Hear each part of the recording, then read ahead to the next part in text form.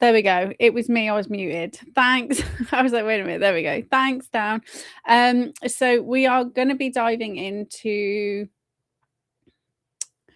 First up, we're going to talk about the Rupert Lowe, the what's it called? Restore Britain, which we started looking into last week with regards to the 113-page document talking about how they're going to get rid of the illegal immigrants, in which he brings in and pushes e-visas.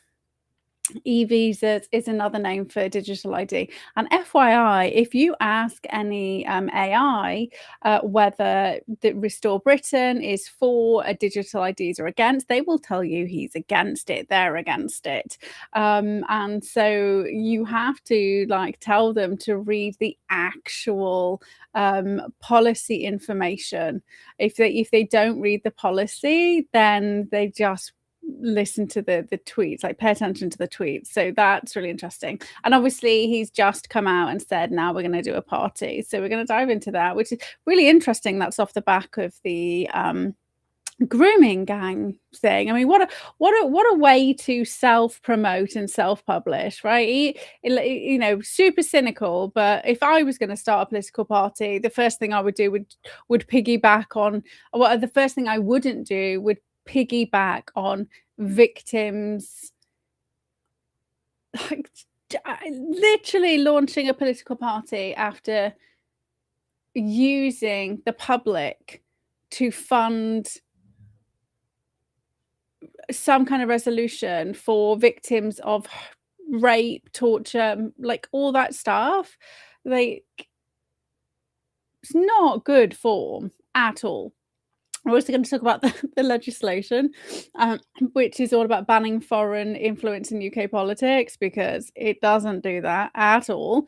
We're also going to talk about our favourite person in the UK, who's not in the UK at the moment because of, the imminent threat to life, as he has said. So good old Tommy Robinson, Stephen Yaxley Lennon is up again.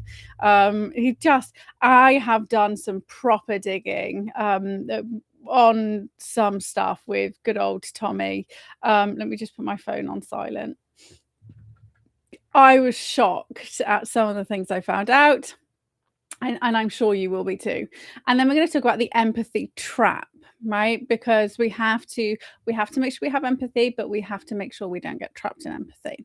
So first up, we are going to talk about, and we're also going to cover some of the other parties with regards to where they stand, and also so I'm going to show you that every single party we have in UK politics right now is aligned with the Sustainable Development Goals, right? They all are. And also, just to reiterate to anybody out there who believes that Trump is globalist, I'm gonna prove you once and for all 100% he isn't.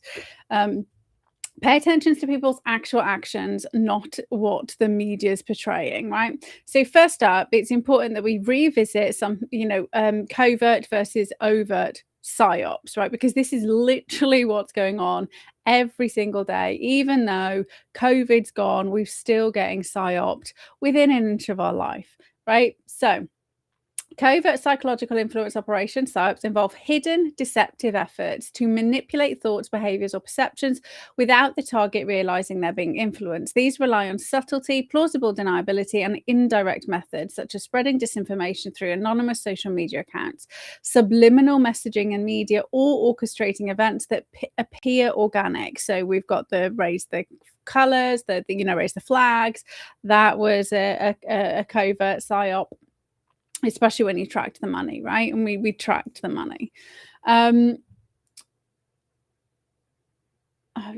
For instance, fake news campaigns or astroturfing, which is simulating grassroots movements, can subtly shift public opinion on issues like immigration or climate policy. The nuance here is that covert ops often exploit cognitive biases like confirmation bias to embed ideas gradually, making them feel self-discovered rather than imposed. Implications include erosion of trust in institutions when exposed, potential for long-term societal division, and ethical concerns over consent. Edge cases might involve grey operations where the source is semi-hidden, blending with overt tactics. Okay, that's covert. In contrast, overt PsyOps are transparent, direct attempts to persuade through visible channels such as public speeches, official campaigns, or advertisements that clearly state their intent. Examples include government PSAs on public health or political rallies with explicit slogans. These bank on emotional appeal, repetition, and authority to sway audiences openly.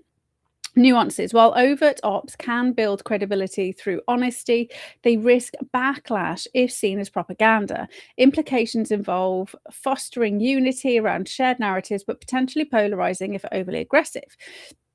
From multiple angles, the key difference is awareness. Covert risks deeper manipulation but harder detection, while overt allows counter arguments but demands bolder execution. In politics, hybrids emerge. For example, tweets that seem casual but actually push agendas, highlighting how modern psyops blur lines for maximum impact, right?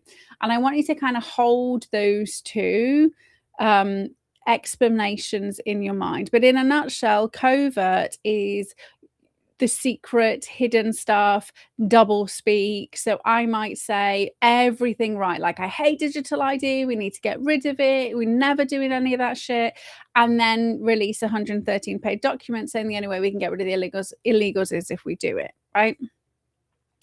Overt, I'm just gonna fucking tell you what I'm doing, right? So that's what Labour's doing, and they've had to U-turn on the elections, right, after taking legal advice. You'd have thought they'd have taken fucking legal advice before they did it, but you know, this is Labour. They're all retarded. Not just Labour, all of them, right? Okay, so keep that in mind, because this is what's going on. Like, do not trust anybody who is being amplified by the mainstream media, right? That is the easiest way to tell whether somebody's a good person or not a good person. Now, and sometimes you can be thinking, yeah, but they deplatformed, you know, Tommy, they deplatformed Katie Hopkins. Did they? Even though they were still talking about them in the newspapers? They had people on to talk about them. So they might say the easiest way for you to be drowned out is you just don't get mentioned, right? So I want you to think back to the COVID era, right, where the very early information, like all the information that was saying COVID's not a threat, we don't need the vaccines. What happened? They literally just removed you from the internet. They didn't tell everybody that they were removing you. They didn't keep putting you on the telly, keep putting you in the news. Like, they just removed you. That was it. Right, that was it. One day you had like 10,000 people on a YouTube channel. The next day you have no YouTube channel, right? One day you're like the local resident psychologist for BBC Shropshire News. The next day you're being called all sorts of things by one of the main radio DJ jockeys, whatever they're called, all across social media. So that's what they and then they block you. Right? They don't amplify you. So anybody who is amplified by the media, be wary. So now we can go to Lowe.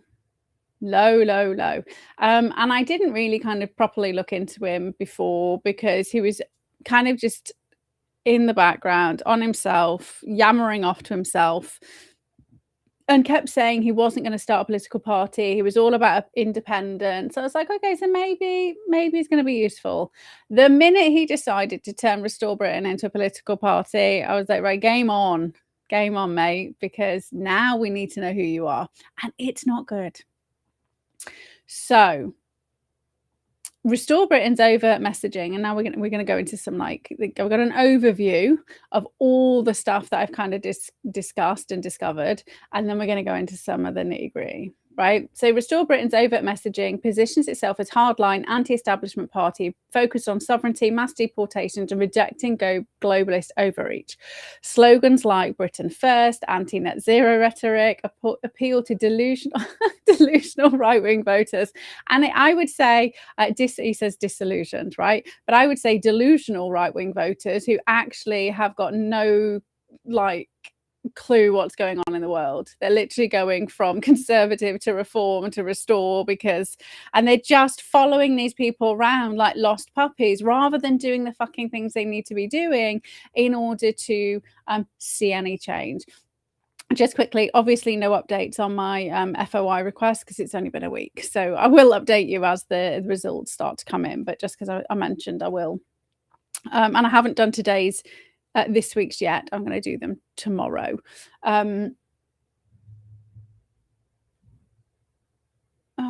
So framing it as people power against elites, launched in February 2026 by Rupert Lowe, ex-Reform MP. It emphasises secure borders, cultural preservation, pulling voters from Reform UK and splintering the right vote again, right? This is, we now got Advance UK, we've got Heritage Party, we've got the Conservatives, we've got Reform, and we've got Restore Britain.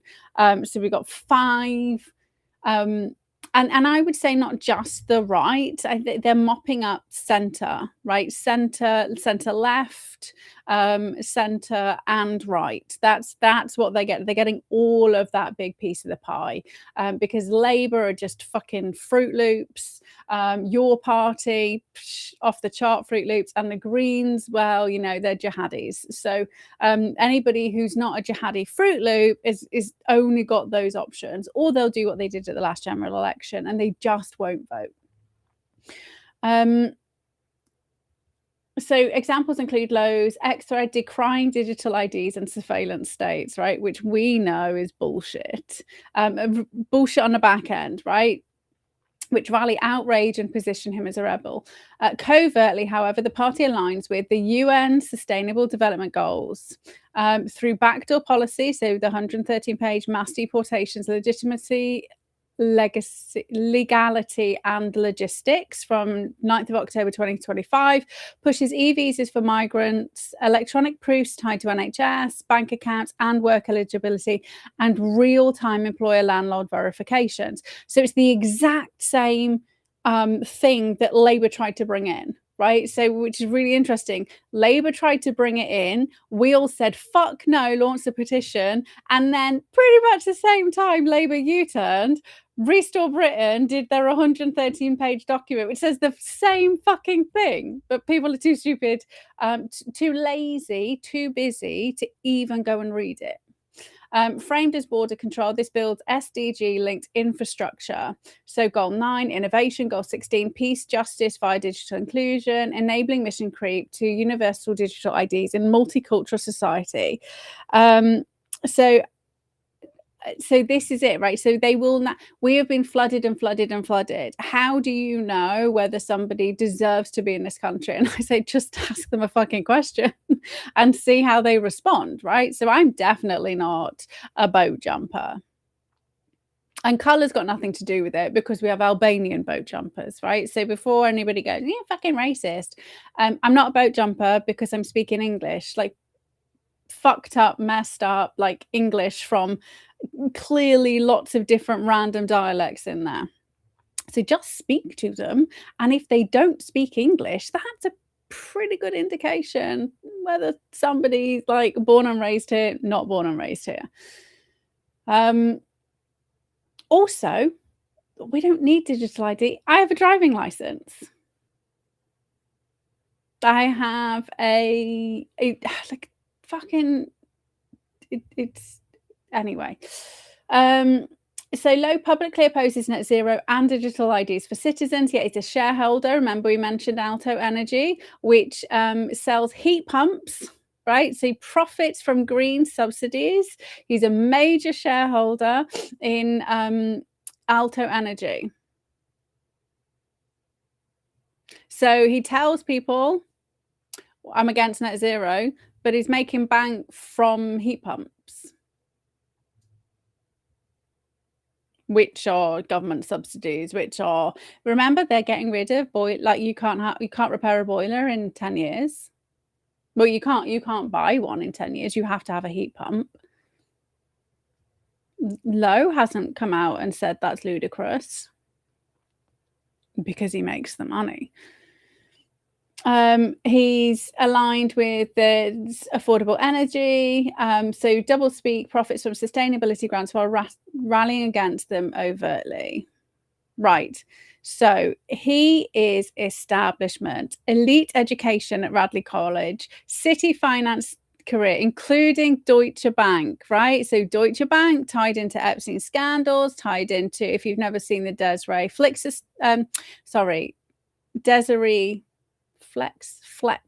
stuff.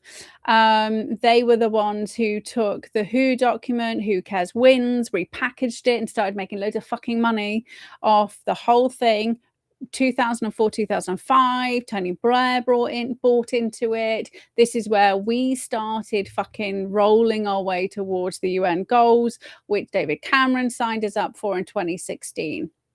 And then Theresa May decided to go fucking full pelt on by changing the laws through, she just like tweaked the legislation to fuck us right up the arse. And I'm not saying that Lowe is tied to Epstein. I don't know. I've never had a conversation with him or Epstein, so I couldn't tell you. But he was part of Deutsche Bank, which are corrupt, right? Super corrupt. Southampton FC chairmanship. So he drove the he fucking drove the club into the ground.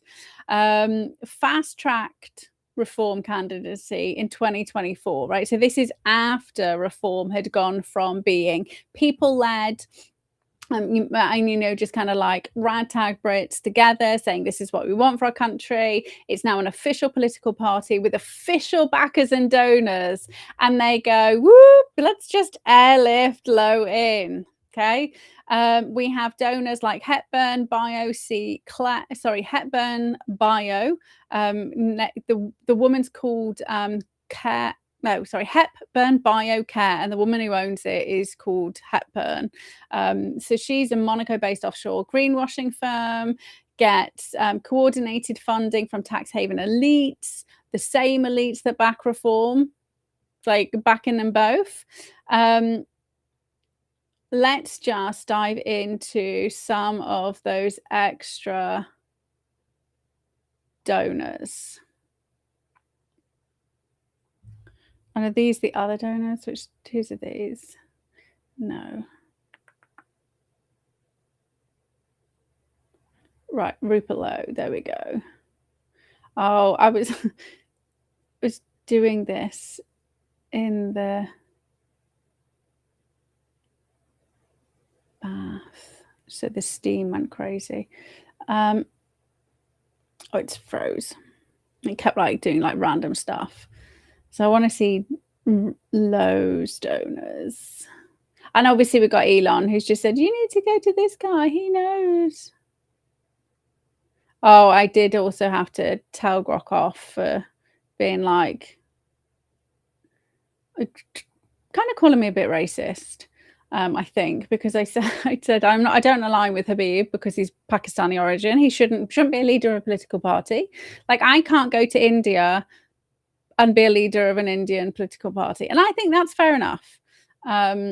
So seeing as nobody wants to kind of decide what's English enough, what's not English enough, I've decided we should say, because I was trying to work it out, what's a good number, what's not a good number. 4 generations, right? So you have to have parents, grandparents, both born in the UK, and then you can have a great grandparent born outside the UK.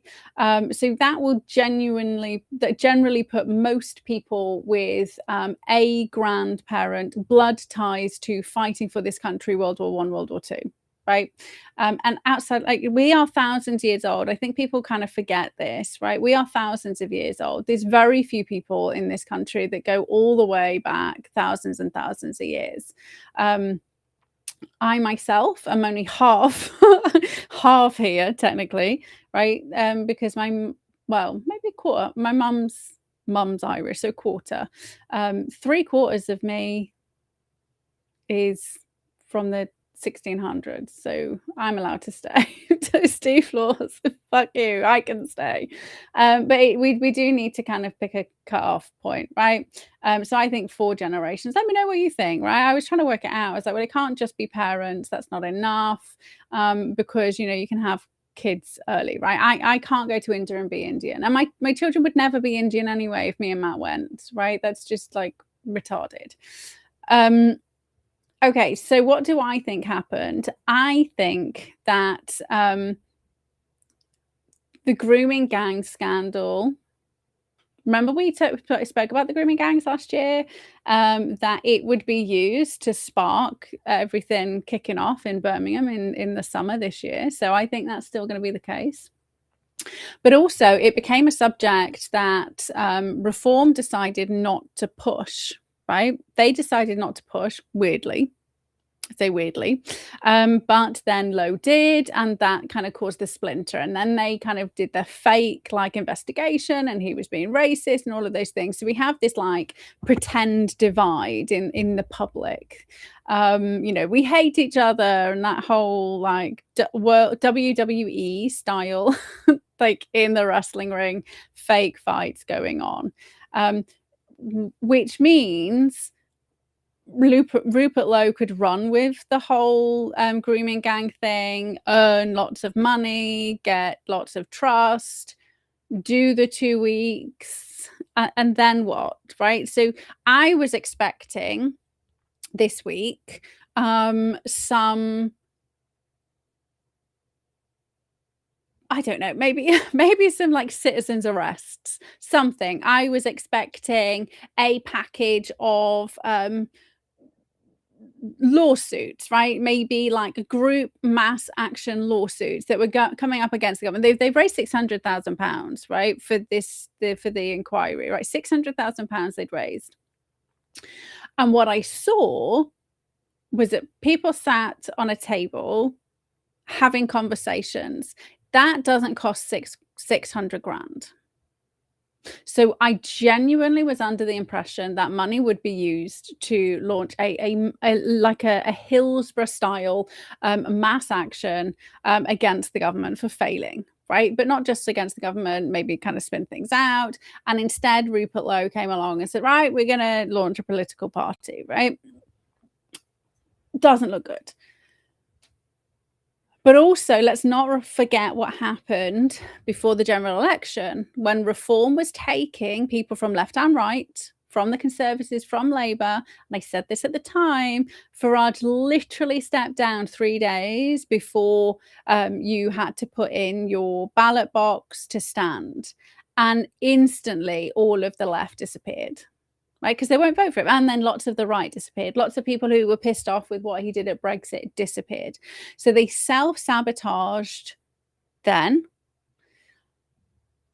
I personally believe Rupert Lowe was another self-sabotage, so that we now have it split 3 ways, right? Potentially Advance UK has got some real people who are invested, but I don't agree with it because we have somebody. It doesn't matter that he says he's British, but you cannot be British unless you are nationally British. A passport does not make you from that nation. It just means you are a fucking citizen, right? So if every other country is allowed to have, like in India, you can't be a politician if you are not Indian, right? That's how it should be. You cannot be a politician in Japan if you're not Japanese, right? Greenland's for the Greenlandiers, but anybody can fucking run the country in the United Kingdom. So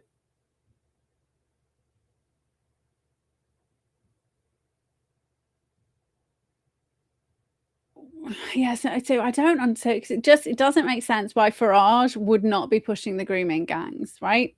unless it was done on purpose. Like it's covert and overt. Does it mean Rupert is a willing participant? I don't think everybody's willing. I just think people know the puppet masters are much better at using things like predictive analytics and AI than we are. Right? They're the ones who built it. They're the ones who've been using it for decades, and we didn't fucking know. So how easy is it to stop people or manipulate people into where you need them? I think Farage is probably going and getting his instructions and coming back. Lowe, I think he's just been funded and he's been told yes and no. So his background, born 1957, so elite schooling, Dragon School, Radley College, then Reading Uni, straight into city finance, Morgan, Grenfell, Deutsche Bank, Barings, big banks, establishment heart, founded Secure Retirements, which is care homes, did a reverse takeover into Southampton Leisure Holdings, chaired Southampton SC twice, ruthless, fans hated him, club went bust in 2009. He's a multi-millionaire farmer, owns Ravenswell Farm, which is racehorses, right? That's not like growing spuds. It's like fucking racehorses. He always says, I'm a farmer, right? Did any of you know it was fucking racehorses? That's not farming. That's fucking elite breeding. Like fucking like cows. Cows is farming. Racehorses go for tens of thousands of hundreds of thousands of pounds, right? And it doesn't go to you and me. I mean, unless you're getting one of those lasagnas from Tesco's. I don't think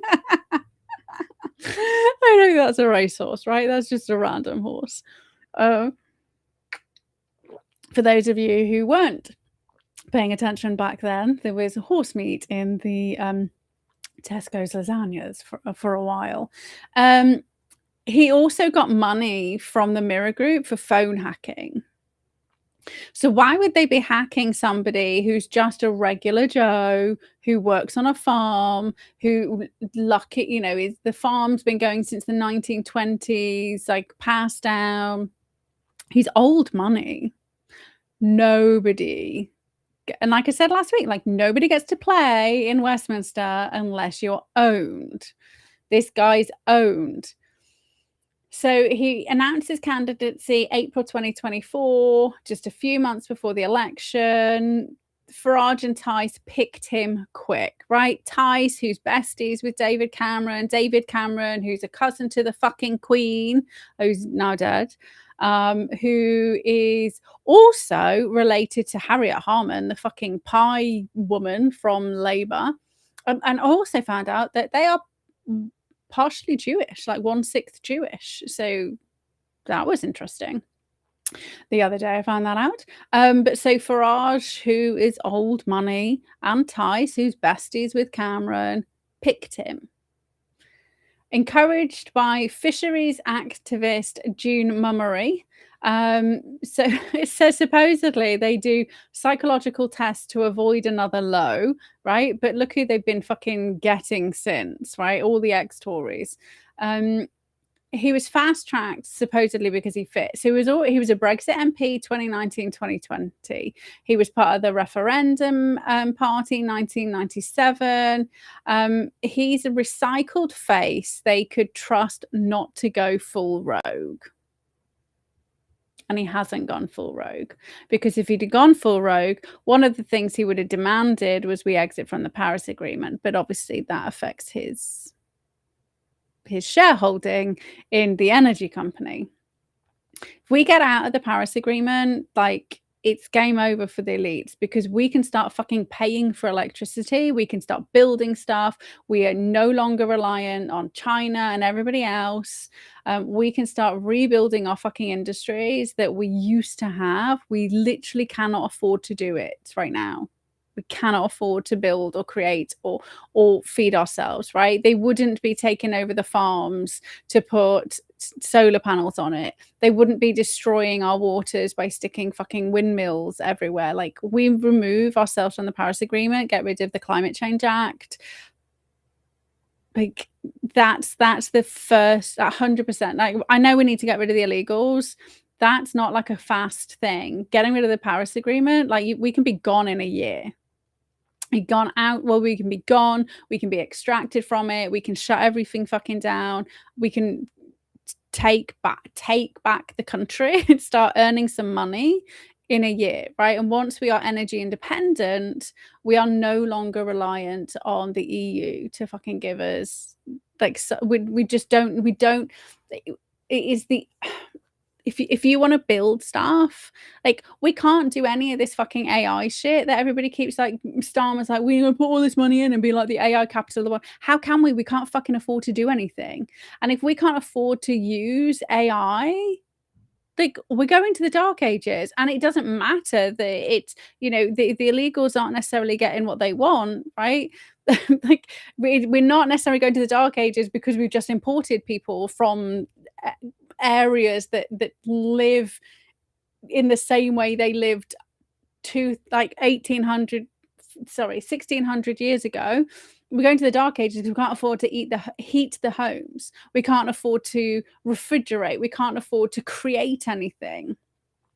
Yeah, the who. We need to get rid of all of them. But the first thing, but as soon as, like, genuinely, if we get rid of the Paris Agreement, like, that's the biggest fucking kneecap, which is why Starmer's just aligned with the extra stuff that Europe is making us do. So the fact that Trump came out of the WHO is they don't really have the power that they did. No, I was thinking about Mohammed, which is 600, late 600, late 700. So what's that? 1300 years ago, 1400 years. Yeah. But they still live the same, right? And this is not me being a bitch. They literally live the same because they follow the Quran. The Quran tells them how to shit. That's why they don't sit on a toilet. They have to stand because it says so in the Quran, right? This is not me being a dick. It's just me investigating and trying to understand what the hell, why every time you go to a fucking toilet nowadays, there's a sign on the door that's telling you not to stand on the fucking toilet seat, right? But yeah, we need to, like, extrapolate from the entire UN globalist shit. But getting out of the Paris Agreement, that will be the biggest, like, kneecap. Because we can start earning, right? We will no longer be just going completely bankrupt. So first step out of the Paris Agreement. I mean, at the same, you can do these things at the same time, right? You don't have to, like, wait. And then you start mass fucking deportations. And no, you don't need fucking digital ID to do it. You just go fucking to all the illegal hotels. You go to all the Just Eat places. You go to the bars, the Turkish fucking barbers. It's not difficult to find these people. And the reason why I say that is because in the last 3 months, the government without digital ID has deported over 250 people who had no right to be in the UK. You go to places with universities that have lots of foreign students. It's really easy to find people. You just go to fucking Birmingham, right? Just, like, instantly. There we go. Airlift all these people back to fucking Pakistan, right? It's the easiest way to do it because everybody, like, the majority of the boat jumpers are coming from Pakistan and they have not been told to go home. So you just fucking go to Birmingham and you say you're going home. Gone. I don't care that you've lived in this fucking council estate for 20 years. You're harboring a fucking boat jumper. Yeah. Just gone. And again, just for anybody who hasn't actually looked into how the Muslims think of the Pakistanis, they don't, like, there's the Qatari he's not a rebel. Like he's in exile. He's living in the UK at the minute, right? He is the opposition leader. The Qatari opposition leader literally keeps saying that they don't do, like, we literally imported the worst of the worst who are banned from lots of Muslim countries because of the way that they behave, right? It's the rape gangs have been going on since the 50s and 60s. It isn't new. It hasn't just happened now. And everybody who did not speak up, right? So, and I don't care that people call it guilt by association. It fucking is. It's an actual law in this country that if you do not report a crime, you are guilty, right? This is not me just being a dick. It's an actual fucking, let's find out what it's called. Law in the UK for knowing about a crime and not reporting it. Like it's a literal crime in the UK.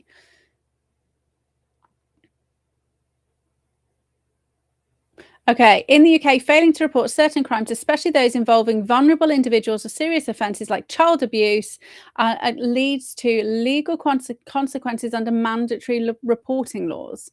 Additionally, if somebody's aware of a crime and does not report it, they may be charged with misprision of felony, which is a crime in itself, right? This is not me being a dick. This is, they've broken the law. The boat jumpers broke the law by coming here without a valid passport and claiming asylum when they don't actually meet the requirements of asylum or refugee, because we are a fucking island, and to get from Pakistan or Afghanistan or Iran or Syria or wherever they're coming from, you have to go through other countries which are safe countries first. Like that is just geography. Get a fucking map and you will see that, right? So they do not meet the criteria for refugee as per the UN definition. Right, so anybody saying we can't get rid of them because of the UN international agreement of, like, they do not meet that criteria. Like, legal shit matters, the wording matters. They do not meet that.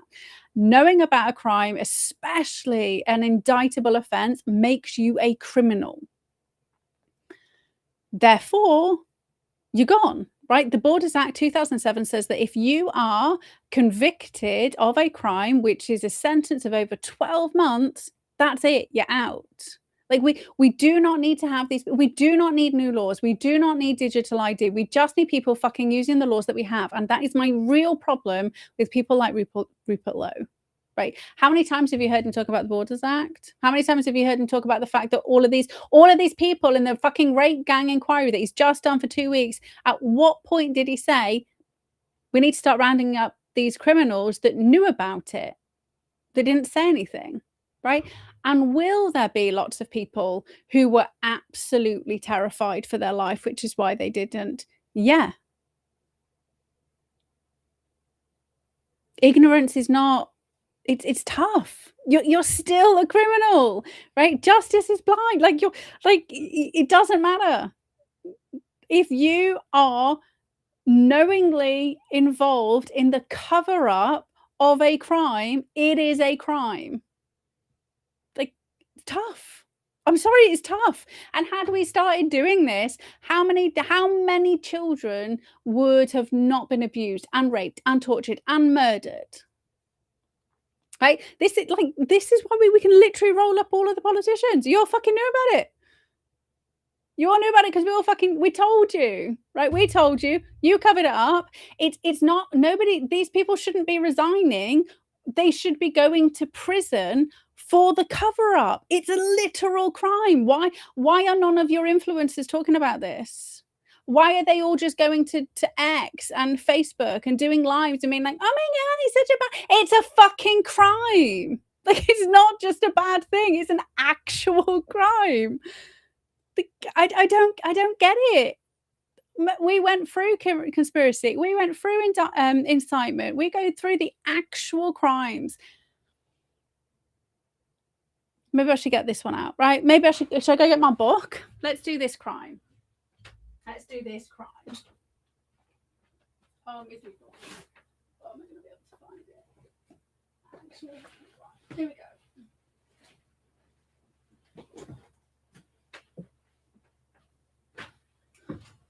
And yes, this has probably been updated, right? Because remember, this is my old book, right? It's my old book.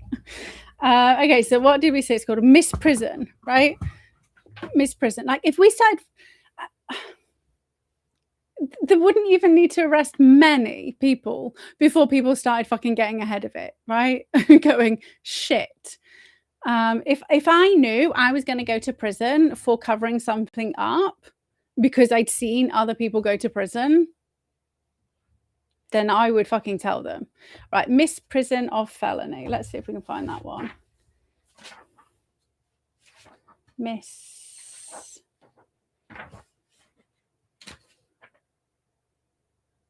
Might not be in here. It might be a new one. Yeah, it's not in here. What's the other one?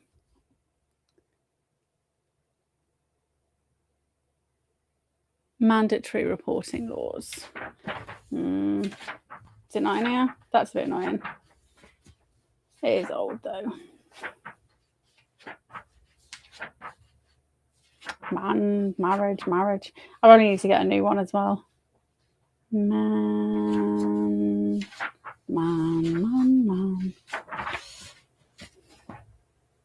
No, it's not in here. Maybe Reader's Digest didn't want people to know. I mean, that's what I would say. But I knew it was a crime. Like, I knew it was a crime to not report a crime that you knew about, right? Oh. Criminal Law Act. What's that one?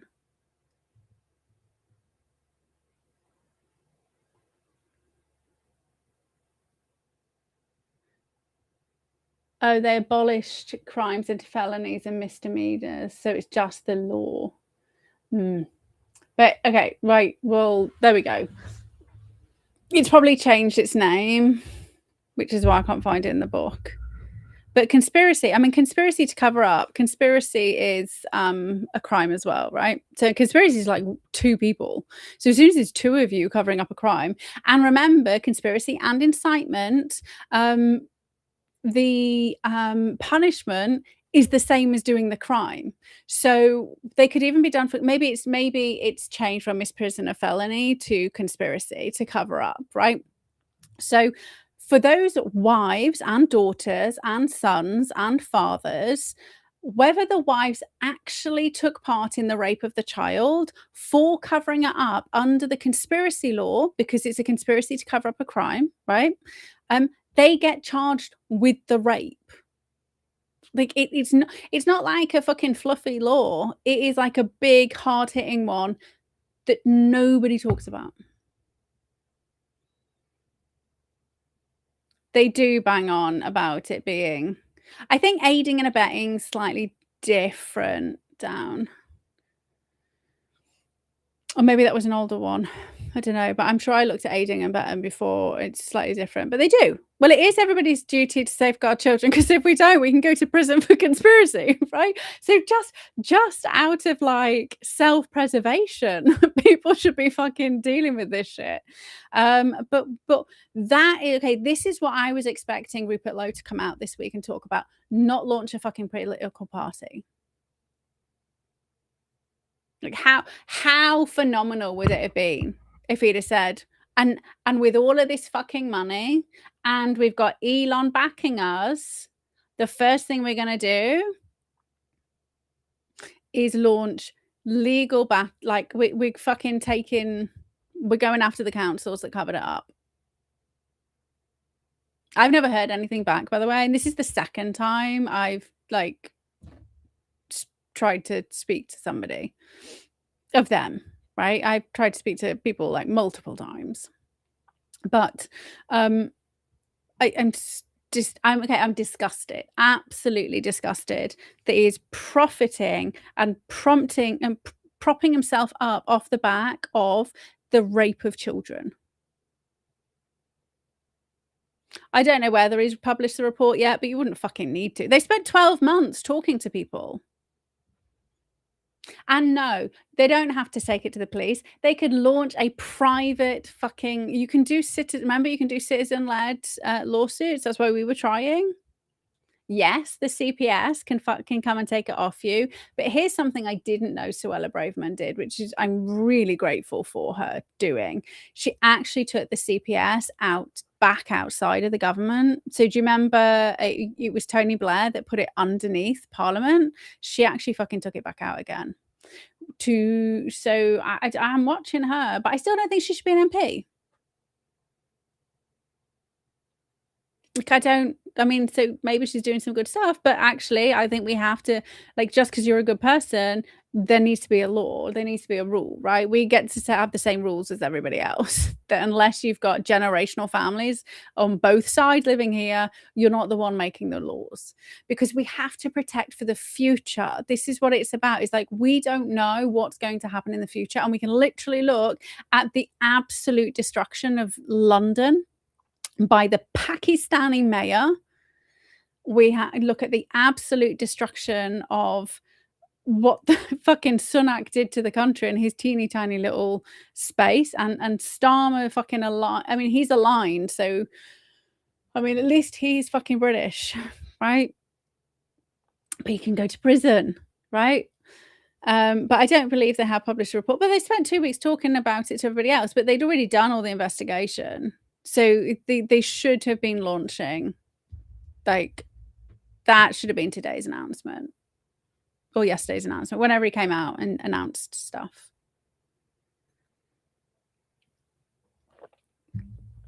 So back to Lowe. It gets worse. Do I think he's like this bully or whatever? I think probably fucking is as well, by the way, because that's how they all behave, right?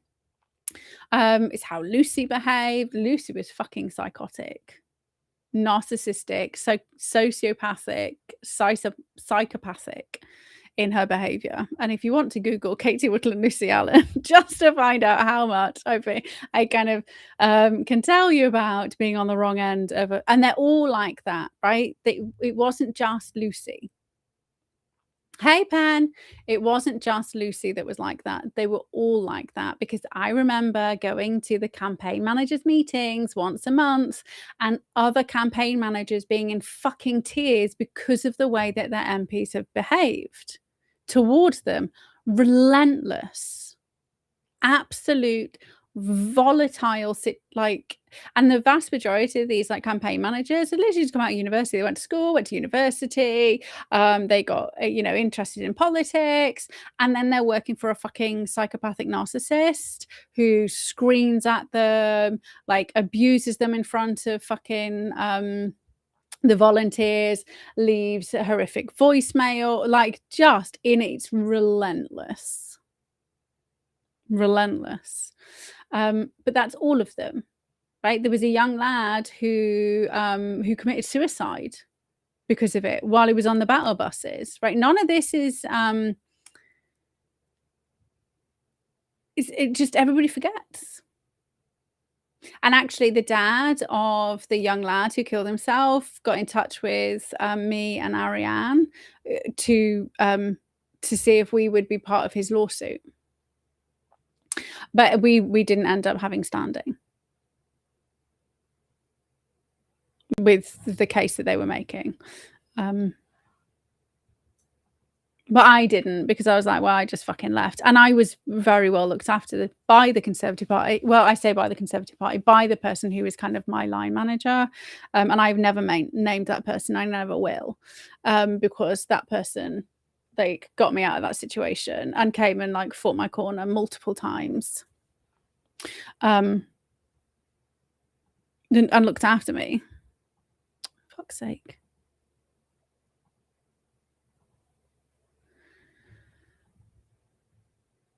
So here we go. Reform.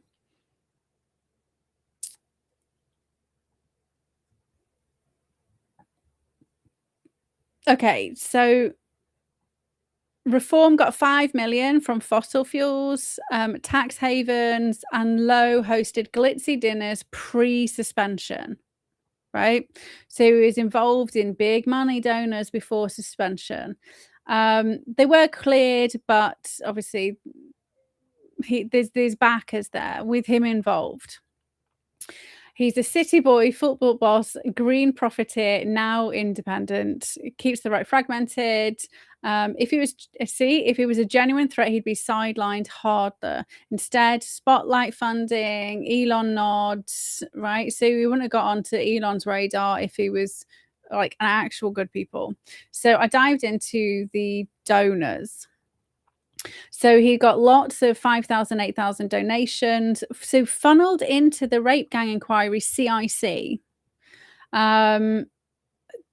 Also got funding from Christopher Newman, who is a Taiwanese Bitcoin billionaire.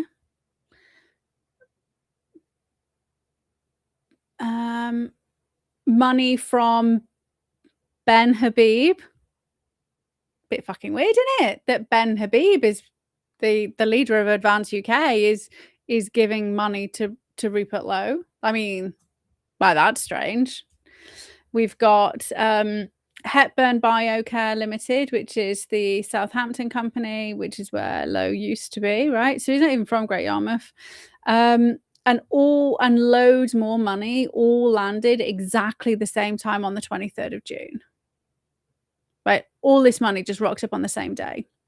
That's not organic, that's coordinated.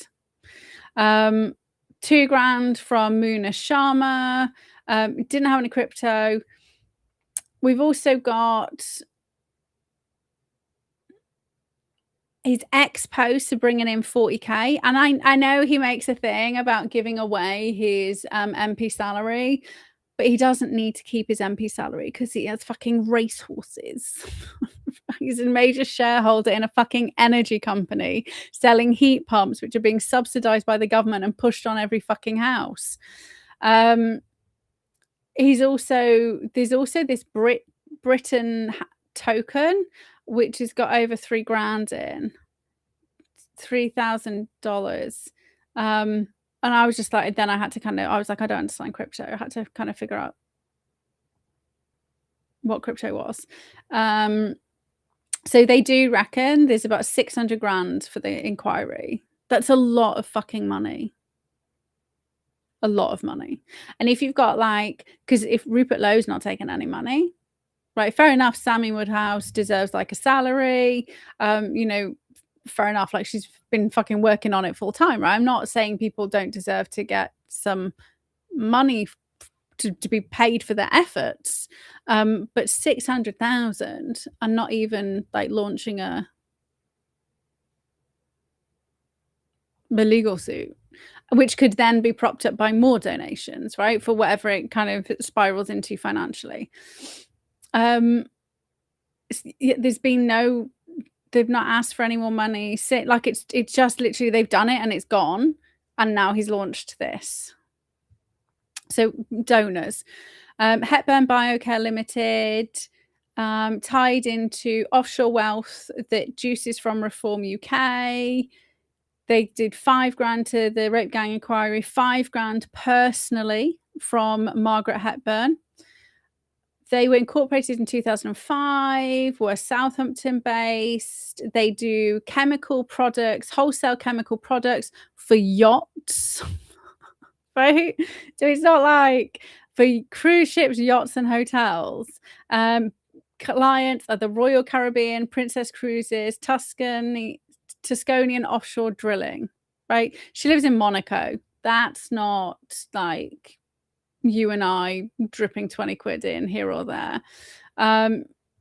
She is British roots, but she's over in Monaco, not paying tax because they don't. They funded Reform 24 to 50k last year, and then also funding Rupert Lowe. Right? Do you see how weird this is? Because if Rupert Lowe, if Restore Britain, Advance UK, and Reform are all separate, then why are the donors funding all three of them, and they're each funding each other?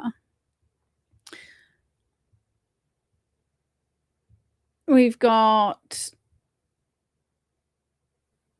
okay. Right, he's elite in bed.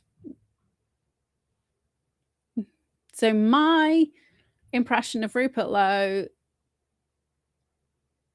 I'm quite glad I've been able to kind of confirm the fact that I thought he was bullshit. And the reason why I instantly thought he was bullshit was because he was allowed to stand, right? That was literally it. He was allowed to stand. There we go. That's it. Like, and genuinely, that should be it. Like, if you are allowed to, so if he had run as an independent and won, that's completely different. He didn't.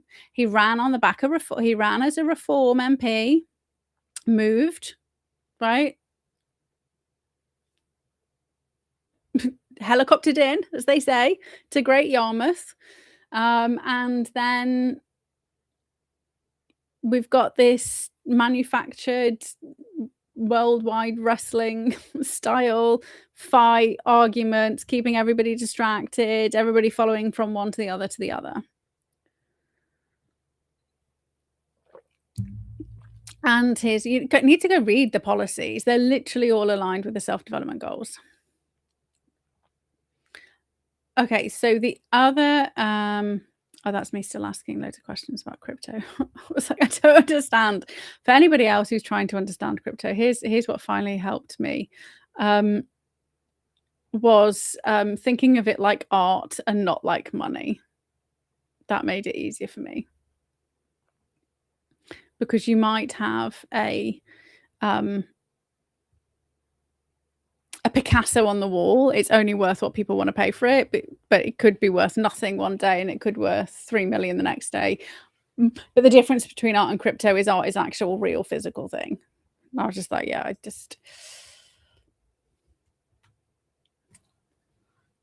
okay. So so the other parties, this is what I wanted the breakdown of the sustainable development goals. Remember, we went through all 17 like properly. So Reform UK, overt messaging, anti-digital ID, just say no, recycling the whole, drugs, anti-drugs, was it Reagan? I don't know, in the 80s, just say no. Saying to scrap net zero for cheap energy, says they're anti-globalism, say that they're common sense, bearing in mind that they've just, who they've taken from the Conservatives are all in on the SDGs. Covert alignment with the SDGs, vague on migrant e-visas, government rollout unopposed, right? They didn't say no. Potential mission creep if in power, tech for integrated command, borders aligns with SDG 9 innovation, no explicit SDG nods, but silence on creeping digital tools. Implications in edge cases, fragments, right vote, overtly purist anti-SDG, but in action on tech creep could enable it. So Farage's celebrity risks controlled opposition, right? And let's not forget, they actually started putting all of the SDG stuff in 2019. Like, they really started in earnest in 2019.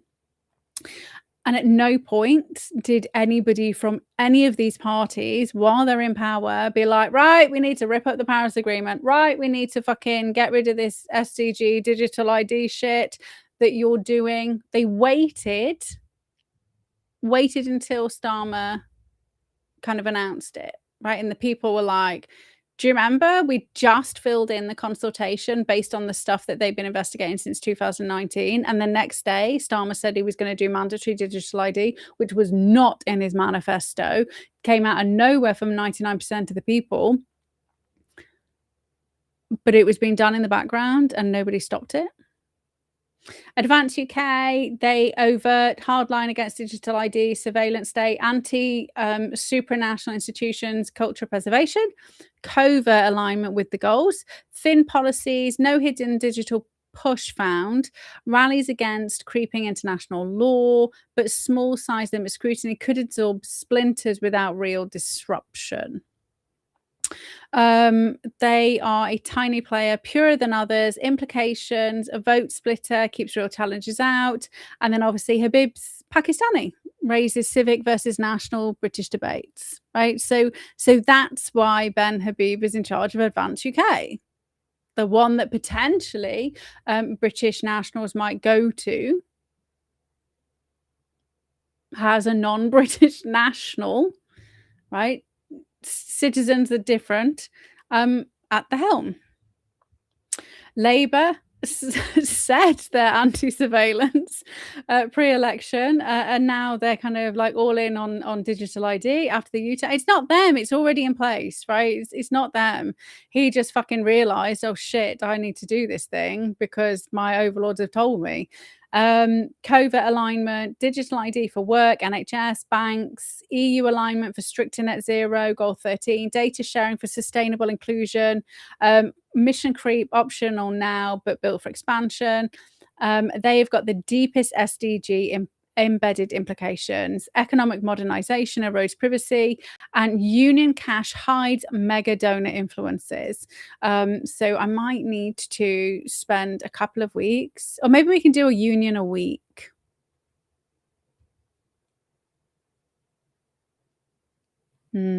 Greens, anti-digital ID.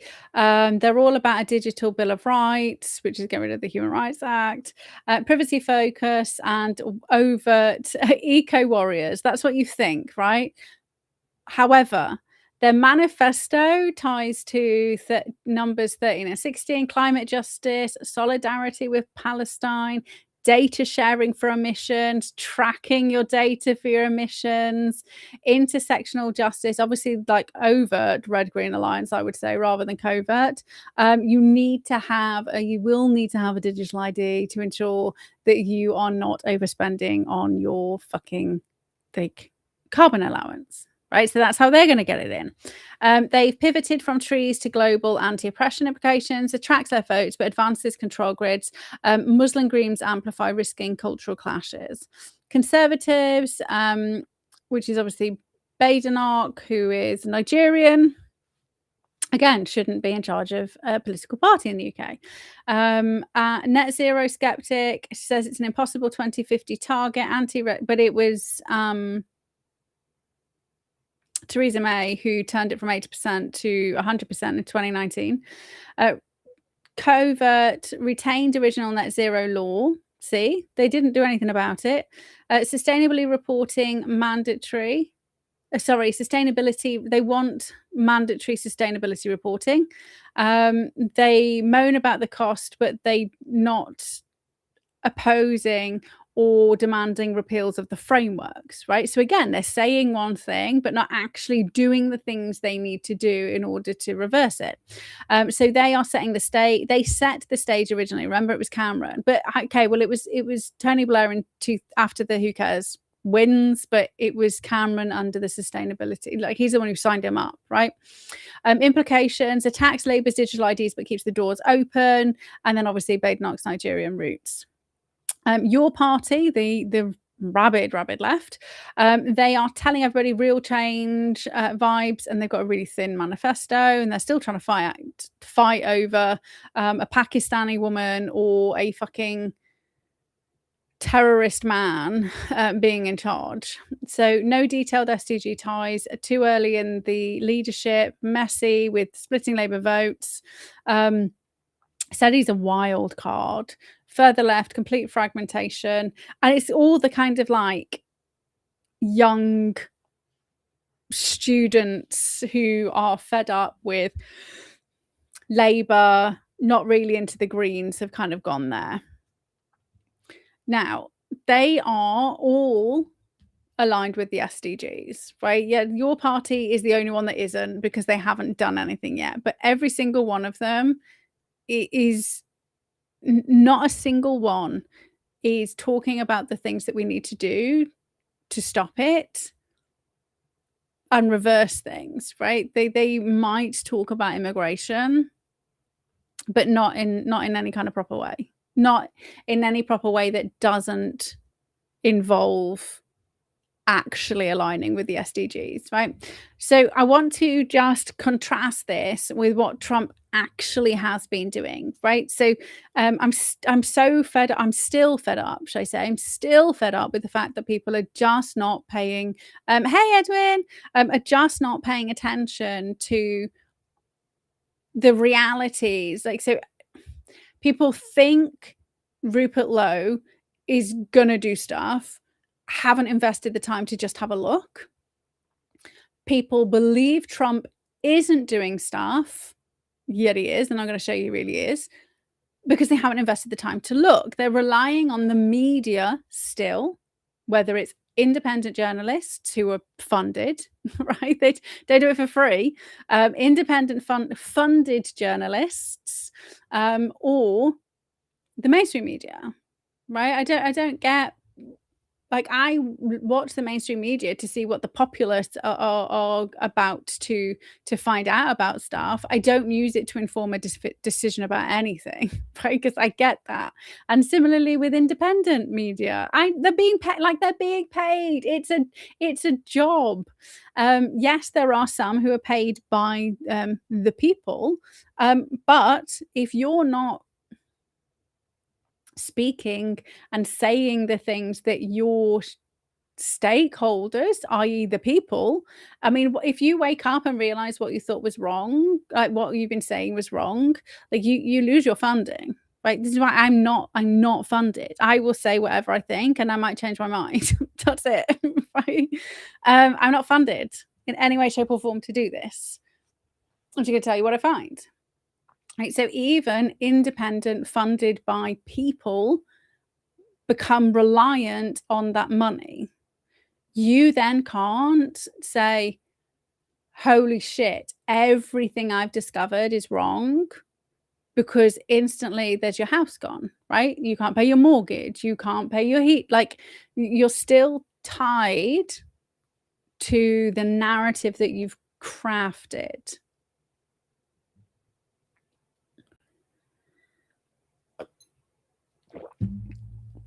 So, Trump, his second term, overtly champions America First sovereignty. Media spins him as chaotic or establishment aligned. Pure, it's like a complete inversion. I just don't understand how people don't see this. His actual actions dismantle SDGs, the globalist blueprint for digital and carbon controls via withdrawals and rivals, proving nations can exist without implosion. Right? It's really important what he's doing, because we keep getting told you have to be part of this thing. If you're not part of this thing, you won't cope, right? But he's literally proving that is not the case. So he's been doing bilateral deals rather than multilateral, working directly, like tit for tat, like with a nation. You've got this, I've got this, let's make a deal. That's like literally how it should be. Empowers independent states but risks isolationism. It's fine, because if you can, like, we don't need to get our lambs from New Zealand. We have whales. We don't need to buy our fish. We just need to tell the EU to get the fuck out of our water. We don't need to buy in food. We have so much green fucking farmland. Don't put fucking solar panels on it, right? This nation stood independently for thousands of years, and it all went fucked up after 1850. Why did it go fuck up after 1850? That's when they did smallpox. Remember, we launched the Industrial Revolution. What actually happened in the Industrial Revolution?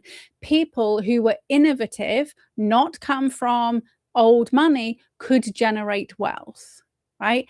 And the elites said no fucking way. Their power was threatened. And since then, we have seen on repeat escalated disease, war, financial crash, disease, war, financial crash, disease, war, financial crash, right? As they exert their power. But 1850s, smallpox was the first attempt to just fucking rein us in, depopulate. Why do you need to depopulate? Because they say it's resources. It's not resources. Is they need us under a certain amount of people, because if we get too big, then we can overthrow them. They just want power and control of everything. It's so frustrating. I might just like record me saying that and put it on repeat, because I feel like I say it like I mean, you guys must get bored of it, but it's important. We are literally, like, almost 200 years they've been trying to re-exert control after the Industrial Revolution. But they manufactured the technological revolution, like, behind the scenes. They had access to all of this technology. They got powerful at it. They understand it. They used it. They own the technology. They brought it to the masses. Couldn't, and any time an independent person figured shit out, they were gone, right? You're off. Oh, free energy. Psh, nope. Can't have that. Can't have you self-reliant.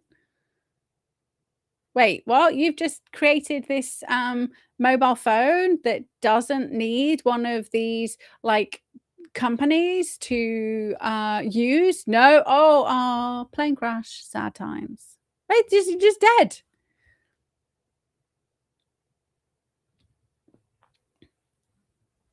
So what's Trump actually been doing? So climate action, so number 13, like, he withdrew from the Paris Agreement his first term. Biden pulled him back in, and he did it again, right? Straight up. Strict. So what did the UN want? Which UK and EU are kind of part of, right? Strict to net zero, EU alignment, carbon pricing and tracking. What did Trump do? Withdrew from the Paris Agreement. Also withdrew from the UN FCCC, which is in charge of the Paris Agreement. Also withdrew from the IPCC and axed all mandatory cuts. Right? He's like a one-man fight against the bloody wind turbines because they kill the birds. Like, he's been talking about that for, like, years. So that's not aligned, right? He literally said, fuck you and your carbon tax. So there's no global mandates. Fossil fuels are back on the table. Like, they're using nuclear in the airplanes, right? I'm not sure whether that's safe, but I'm sure they're testing it, right? But so they use, like, investigating everything to make America energy independent and to say fuck you to being tied into economic suicide through the net zero fallacy. So SDG areas 3 and 17, the health and partnerships. By WHO, right? So WHO compliance, global data sharing, full WHO exit, no funding, no rules, no nothing. They had nothing to do with the WHO. He literally came out and said America can deal with its own viruses. We don't need your help. And thank you, Shirley, for finding that thing that was saying that Tony Blair and then David Cameron, we were the ones in charge of the fucking purse strings of the WHO. So I haven't actually digged into that more, but that was interesting, right? Same old, same old. So how it flips the script, right? So sovereignty over pandemics, no UN health grid. So they cannot do a global fucking virus while Trump's in office this time round. Because they just, nobody in America is going to comply. I say nobody. The vast majority of America aren't going to comply with the TikTok fake videos. It's all too new. The difference is that we can be forced, right? They can't be forced. And if everybody's watching America, like, be alive and not have to go through this thing, like, that stops them. That's why we haven't had, do you remember we were gearing up for the fucking disease X? We were gearing up for the Marburg, and monkeypox and all of those things that were pushing and pushing and pushing and pushing. And now there's some random, what is it? Indian virus? I don't know. I've given up. I don't care enough anyway. Global governance, numbers 16 and 17. UN-led peace multilateral deals. What did Trump do? He launched the Board of Peace. And he's the US chair. Remember, he's still the chair even though he's not president. $5 billion's been raised for Gaza, bypassing all UN vetoes. And he withdrew from, like, 66 UN globalist bodies. Rival to UN, America picks partners, no strings. So, and if you haven't read Jeffrey Epstein's emails about making Davos the new WHO, that's what Trump avoided, right? The UN, sorry, the new UN. The UN was imploding because it was old guard. We had the new guard, the tech bros, those lot imposing their will, and Klaus Schwab and fucking philanthropic megalomaniacs deciding we're going to rule the world in earnest. Davos was designed to replace the UN. It literally says that in Jeffrey Epstein's emails. What did Trump do? Fuck it, done my own. Nope, not playing your game anymore. Like, I don't understand how people don't see this. Like, I laughed the minute he did it. I thought it was hilarious. And then obviously Tony Blair wanted to be on it. I thought, I mean, if we could be paying if we're paying $1 billion, it doesn't matter whether Tony Blair's on it, because Trump has the ultimate control over the entire thing while he's alive. And it'll probably go to Barron, I reckon, after. Do you think? Maybe. We got measles. We always have measles around about now, I think. I don't think measles ever really goes away. But also, you know, all those little vaxxed kids. Sad. It's sad. Overall SDGs, digital inclusion, and the other one, the massive SDG, is open borders. And we all know what Trump and ICE are doing with regards to open borders. So no, but I do not understand how people believe he's the globalist at all. So digital inclusion, IDs for services, sustainable finance.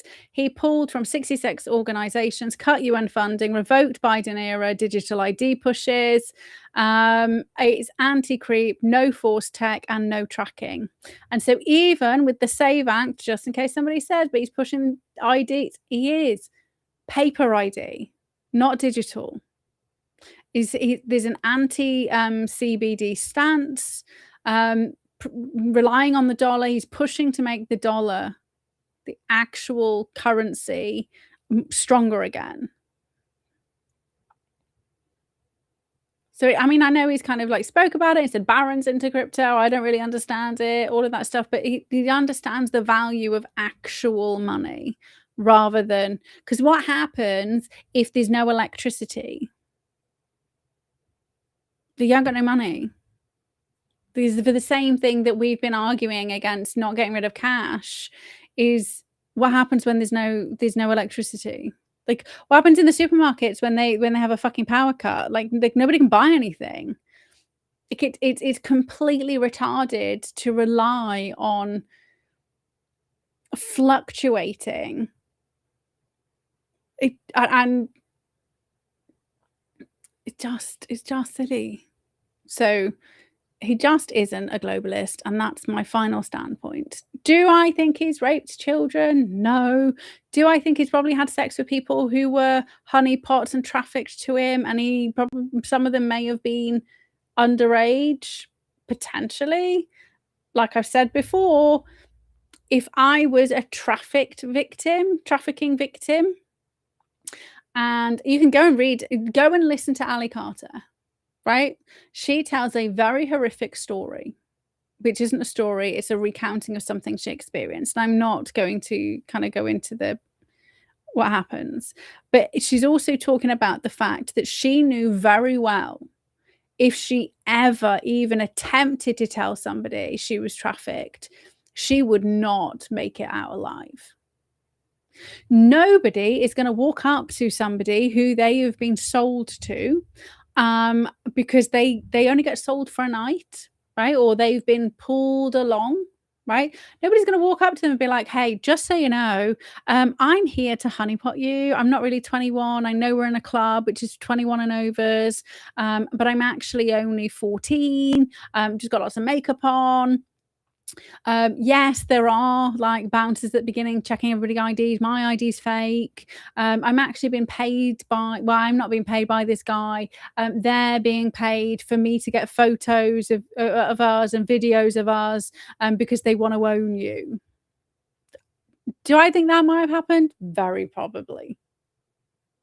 However, I don't see why they kept releasing fake stuff. if it did happen, right? Again, that doesn't make any sense to me. Why do they push the Stormy Daniels stuff when she said that it was a lie, and then she came back out and said it wasn't a lie, and then she said, "Oh, it is a lie." Like, why do they push all the fake stuff that was proven in court? Like, sometimes he wasn't even there where they were saying he would be if it was real. But do I think he probably has been in intimate situations with people who were trafficked? 100%. Because he was in those circles, and that's what they do.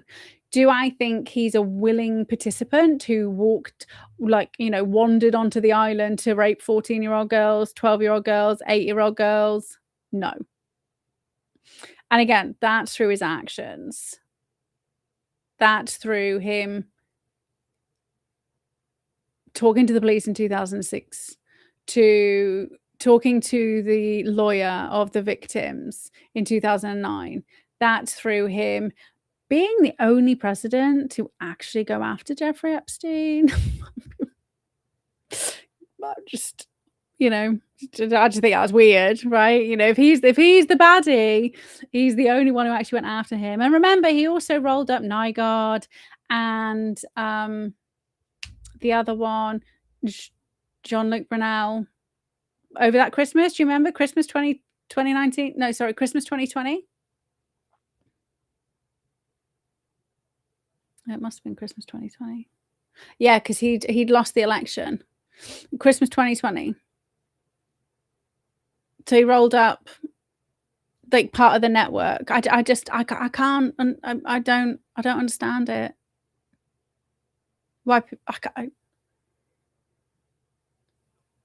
I just think it's crazy. I think people are crazy. I think people just want to see what they want to see, and that's it. So, the new anti-corruption in elections legislation is absolute bullshit. So it's called the Representation of the People Bill. It was put in motion February the 12th. Overtly promises to curb foreign influence via genuine UK connections, tests for company LLP donations. So it must have a majority UK-owned board. It must be majority UK owned, right? If it's majority non-UK owned, they're saying you can't donate. So they're doing risk assessment. So each political party has to do a risk assessment for anything that's 11 grand or higher. They have tighter unincorporation association rules, up to 500 grand fines, framed with zero tolerance. Nuances is again triggered by left outrage over offshore cash. Do you remember at the time when I said the most hilarious thing Elon had done was to say he'd backed Farage, and then Farage was saying he was going to get money, and the left went absolutely bonkers, and I was like, oh my god, they just don't realize how much Labour's funded by outside sources. Like, they're obsessed. And obviously only the reform guy, the Russian guy, the guy who was taking money, the reform guy who was taking money from Russia ended up in prison. Those 22 Chinese funded Labour MPs, they're still like MPs. So we've got this whole hypocritical thing going on in our government right now. There's also that, if you haven't seen it, like a huge push against Friends of Israel. Again, this has come from the left, right? Because they are like, oh, Palestine action. We support an overtly terrorist organization called Hamas, who's linked to the Muslim Brotherhood, who wants to wipe out Western nations and bring about the global caliphate. But Israel's the problem. Now, Israel is a problem, and Israel, Friends of Israel, is a fucking problem. Like, huge amounts of our MPs are Friends of Israel, right? You should not be tied to a foreign organization. You should also not be a fucking Mason. You shouldn't be tied to any secret organization or any foreign financial organization. Yes, you can be a friend to people being massacred. That's fine. But they shouldn't be giving money. So obviously we've got that going as well. But we'll have to watch to see what they do, because they may just say, this side of the border is okay, this side's not okay.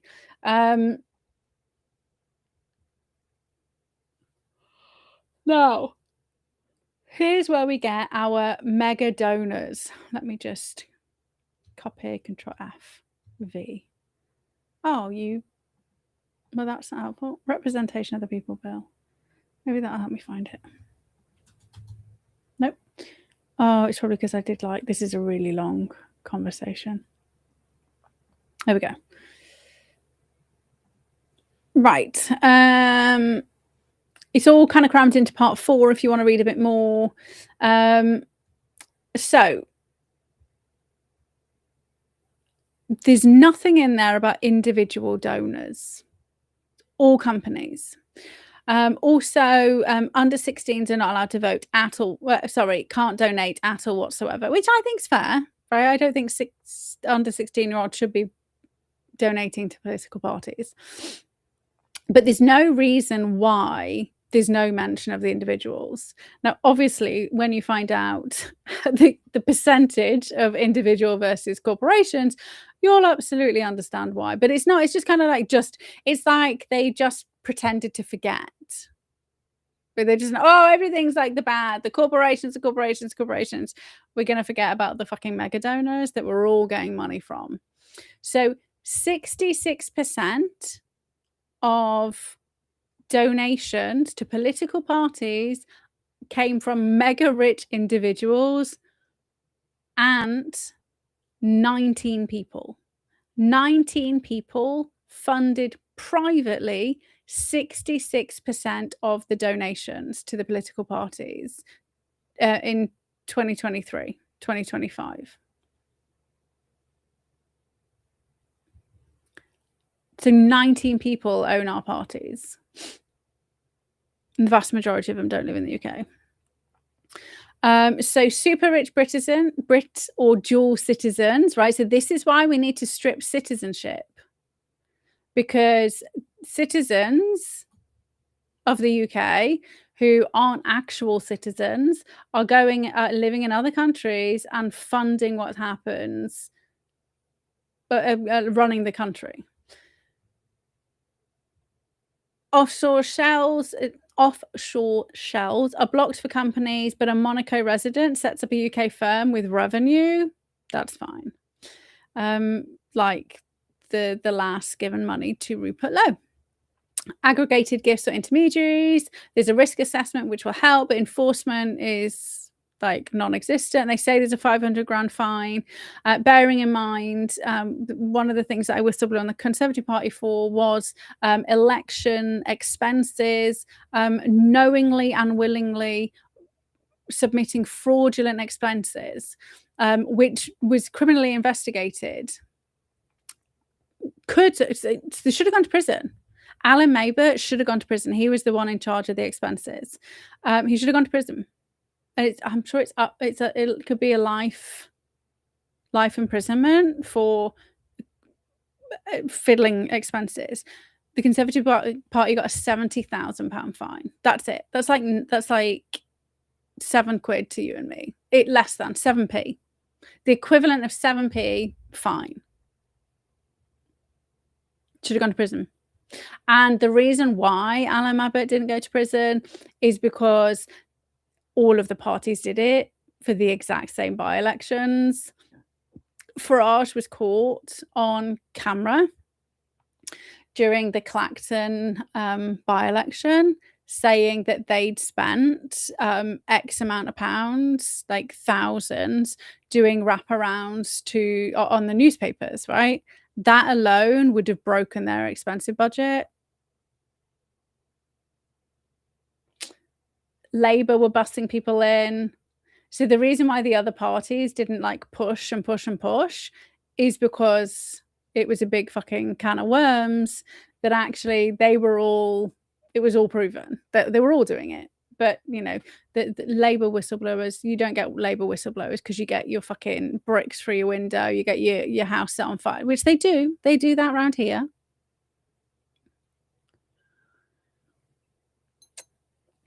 It's a fucking mafia. The Conservatives just you'll have an accident. your brakes will fail. Yeah, they've got if you're gonna get, like, conservative murdered, it's a bit classier. Like, that's the class divide right there, is how you get murdered by the political parties. The intimidation. So, there's no overall cap, so the super rich can still buy influence, right? So, if I was a billionaire, I could literally give £1 billion to somebody and it'd be like, "Meh."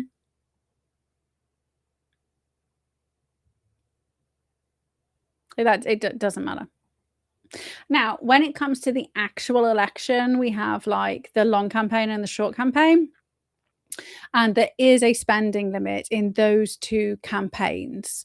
And this is what the Conservatives did. They under declared their elections during the short campaign, I believe, which is the last 4 weeks.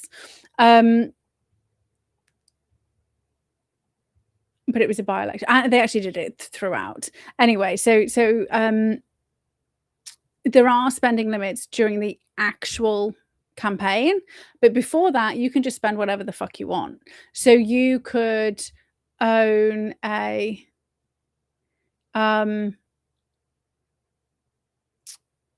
you could just own an entire political party for 2 years, and then you could do mass events and rallies and all of that. You could spend as much as you want until those, like, few months. So it doesn't actually make much difference. Hey, high tax, no incentive. Yeah, so we've been I say knees deep. We've been the first hour was all on Rupert Lowe and his actual shill nature. Yeah, 100% and lots of outrage from me. So I'm not gonna lie. But yeah, so I mean, Farage is old money. I mean, like, anybody who thinks he's good people is just not been paying attention ever. Especially not during COVID, when he was pushing for Tony Blair to be in charge of. Okay, so here we go. Tony Blair be in charge of Vax Pass. He says he's against digital ID, but he wanted everybody to have a vaccine passport in order to go out of the house, right? That's what he believed during COVID. Even though we were all emailing everybody nonstop, saying it's fake, it's bullshit. But yeah, so Rupert Lowe, he's old money. His farm is racehorses. That's the snapshot. So the representation of the people bill sold as a big cleanup, but there's no tougher. So those 19 people. So obviously you can vote at 16 and 17 for everything. UK Parliament locals referendum is in there, and I think that's dangerous. But actually, if I'm a young person, I'm not a young person, but if you are a young person who's 16, 17 and 18, you should be putting petitions together to be able to leave school at 16. If you are now going to be allowed to vote, then you should not have to stay in school and education until you're 18, right? Tell them they can't have it both ways. Either, and if you want to vote, go for it, but you need to be able to leave school and work. So if anybody's got, like, young kids, that's what you need to get them to start pushing. And get that flying around the schools, the petition to be able to leave, because that's only a relatively new thing. You didn't have to go to education at 18 before, right? So when they say we've got a skill shortage in the UK, did nobody realize how they just, like, removed 3 years of the workforce and then said we've got no workers? And they did that by mandatory making them overnight, mandatory making them have to stay in education. Like, there was nobody plugging that gap for like 2.5, 3 years. It was the most retarded thing. I mean, obviously it's on purpose, but nobody thought that's a really fucking silly idea. And now we've got no, like, tradespeople, so we need to import tradespeople because there's nobody in apprenticeships because you're forcing them all to be in school. It's just backwards fucking thinking. Well, it's not backwards thinking, right? That's the point. It's not backwards thinking. It's all done on purpose. So there's no cap on any individuals. Foreign loopholes baked in. So if there's no persons with significant control, then foreign-owned firms slide through and push university. So if you have an organization where somebody's got 75% ownership and another person's got 25% ownership, the 75% ownership must be UK based. However, if it's 50-50, you can be in Qatar and it's fine. Right? So this is how stupid this entire thing is. Also, they will be demanding registration, 5-year records, disclosures, digital IDs, right? Bank cards, all fucking linked in to like, so this is like digital ID through the back door in this fucking bill.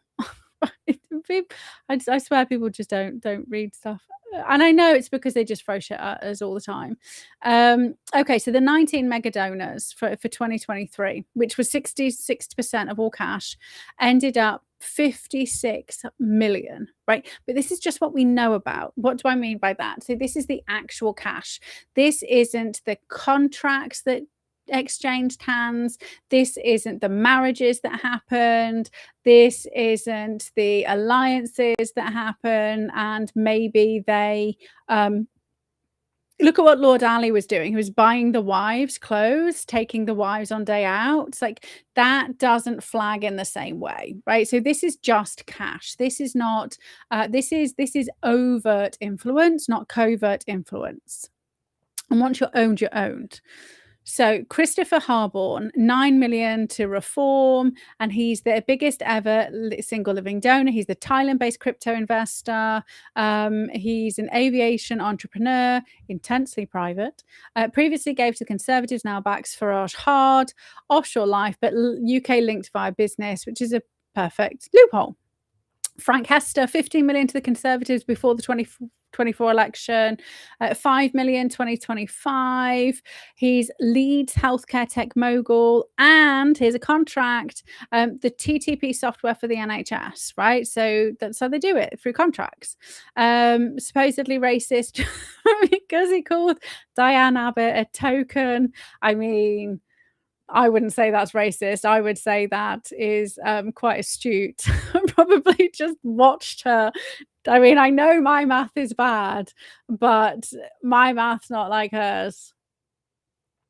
So I don't think you can be called racist for pointing out somebody's failings when that person is in charge of the country, right? So yes, Keir Starmer's the one who's got ultimate control, but they have weight.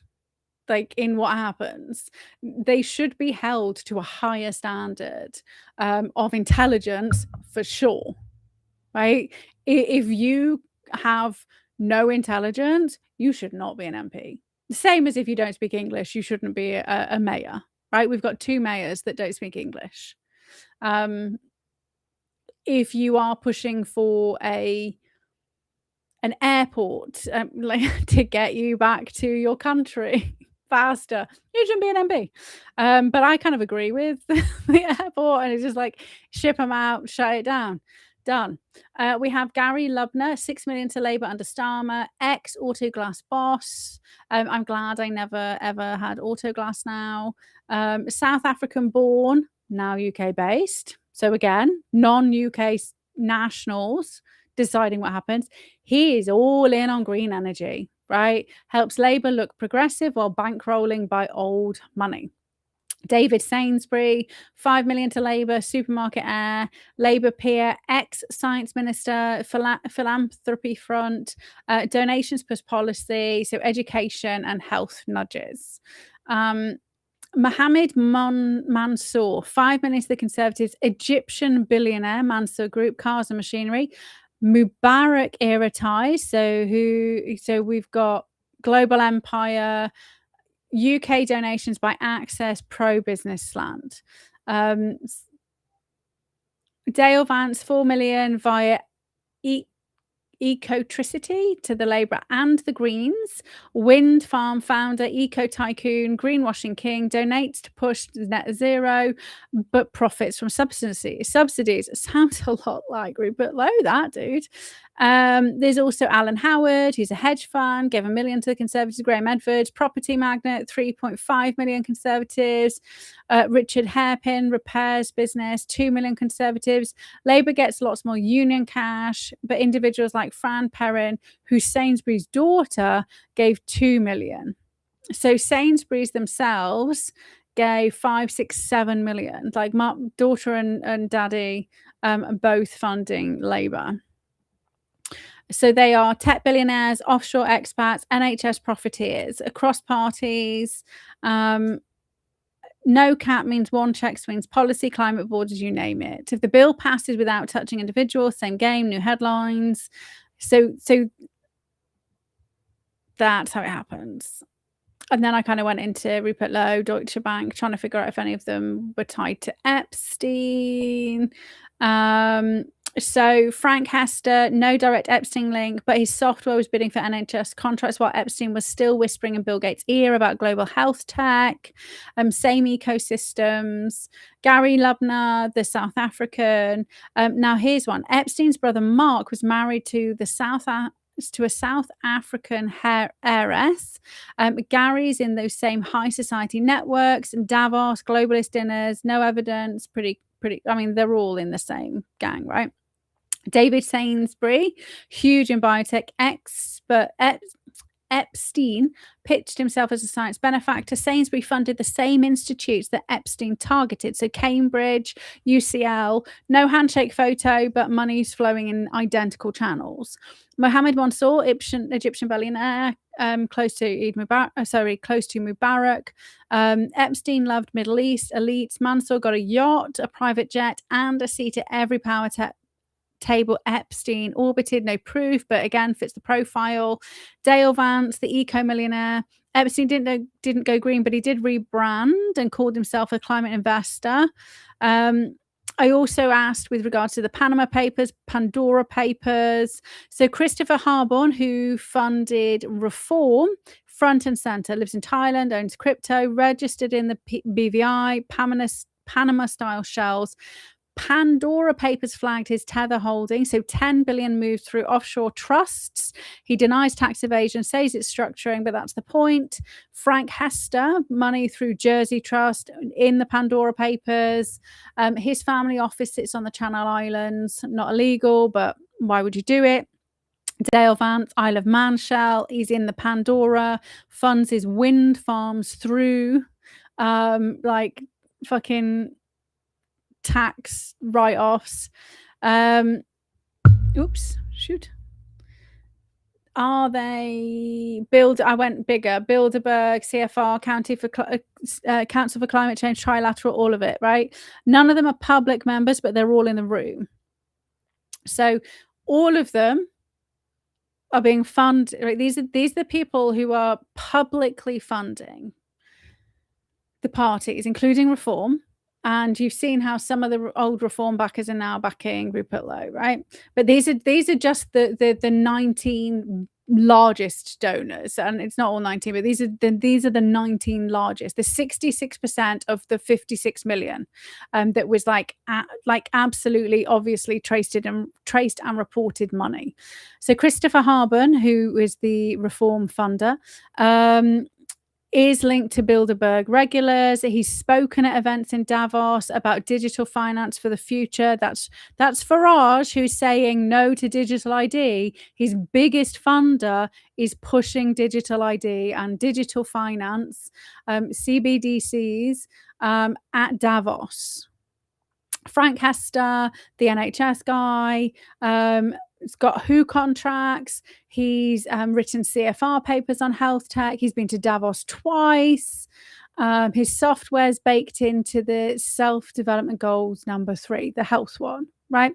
Gary Lubner, that's the South Africa guy. He's funded trilateral commissions, their Africa growth wing. He is involved in the UN Sustainable Development Forums, which is a Bilderberg fringe. David Sainsbury, this one's fucking blatant. Labour peer, ex-science minister, CFR member, Bilderberg attendee 2005-2007, UN biotech advisor, funds the climate coalition, Davos regular. He's literally on the payroll of globalism. That's Labour, right? Which is why hopefully you understand why Labour's doing what they're doing.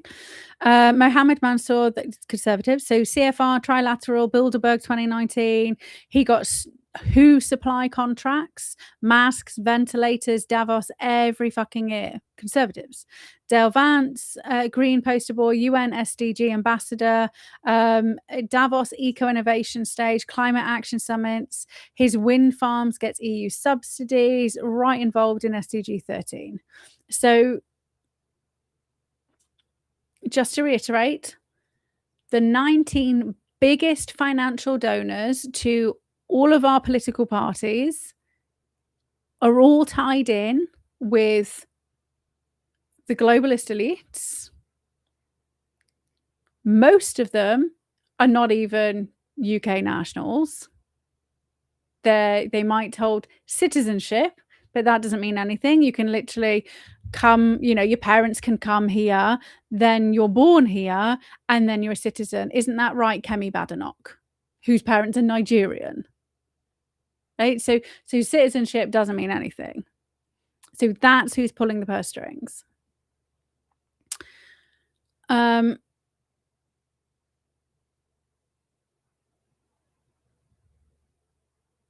I don't think that. No. Okay. So no, I don't think the government honestly believes it can replace them with third world migrants.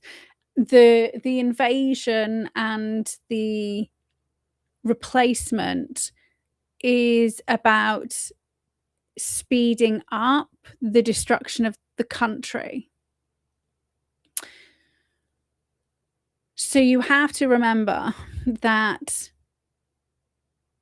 the UK is a unique country in the fact that we don't have a written constitution in the same way that America does, but we do have like constitutional values, and we do have written down constitutional documents, but it's just not presented in the same way.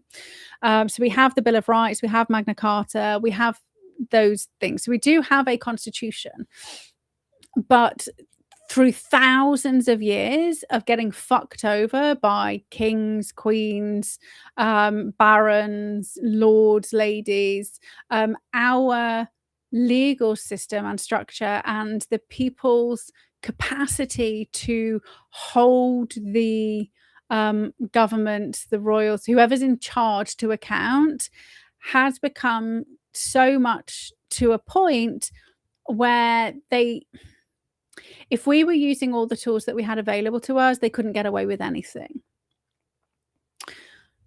And we saw that in COVID, right? COVID should be the benchmark of showing people just how much power the British people have for not very, which is why they stripped us of legal aid, right? We don't qualify for legal aid, but if you're a boat jumper, you do, right? Because they need us to not be able to afford to take them to court.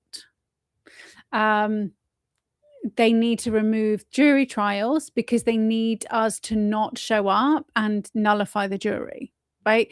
So all we've seen over the last 20 years is the complete erosion of what made our country so powerful. America may say that they are the thorn in the globalist side. Trump definitely is, right? Because he's in a position of power to do it.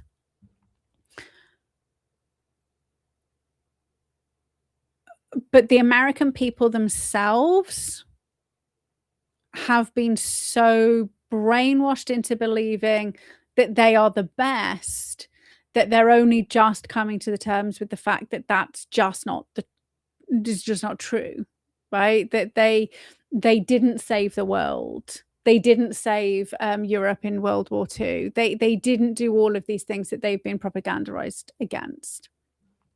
But they've also never really had the same. They have their constitution, like you can protect. It's all quite self-interesty. But but don't have the same embedded and easy ways to hold the government publicly accountable. So the most obvious way to kind of compare it is that we have the petition system and the consultation process, right?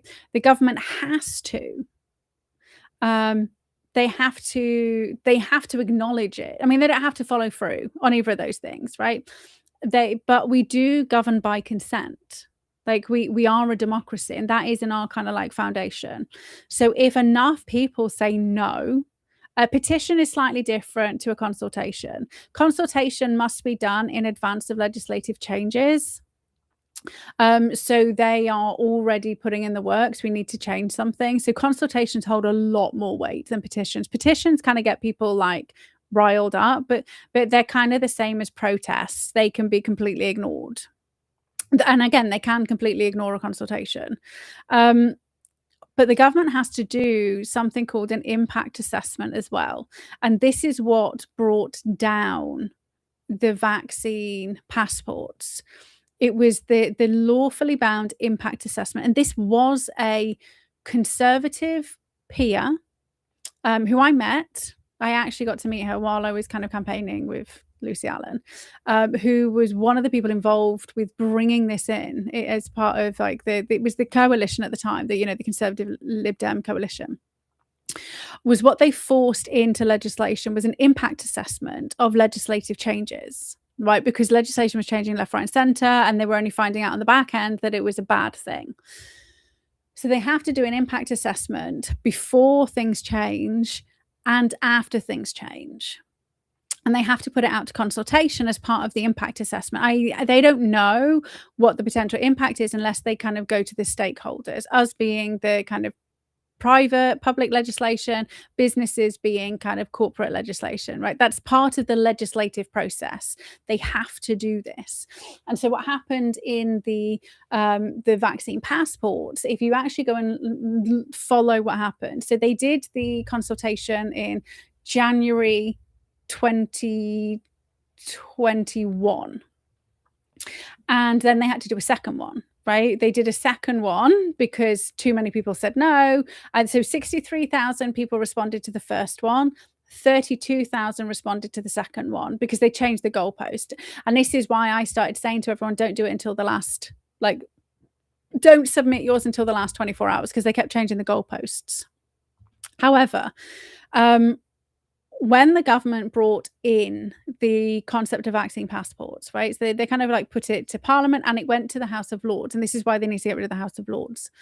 It went to the House of Lords, and it was in there stipulated explicitly that they would only allow the government to do this if they provided the evidence that it was necessary and wouldn't cause a negative impact on, the areas, the like police, fire, schools, all of those kind of public services.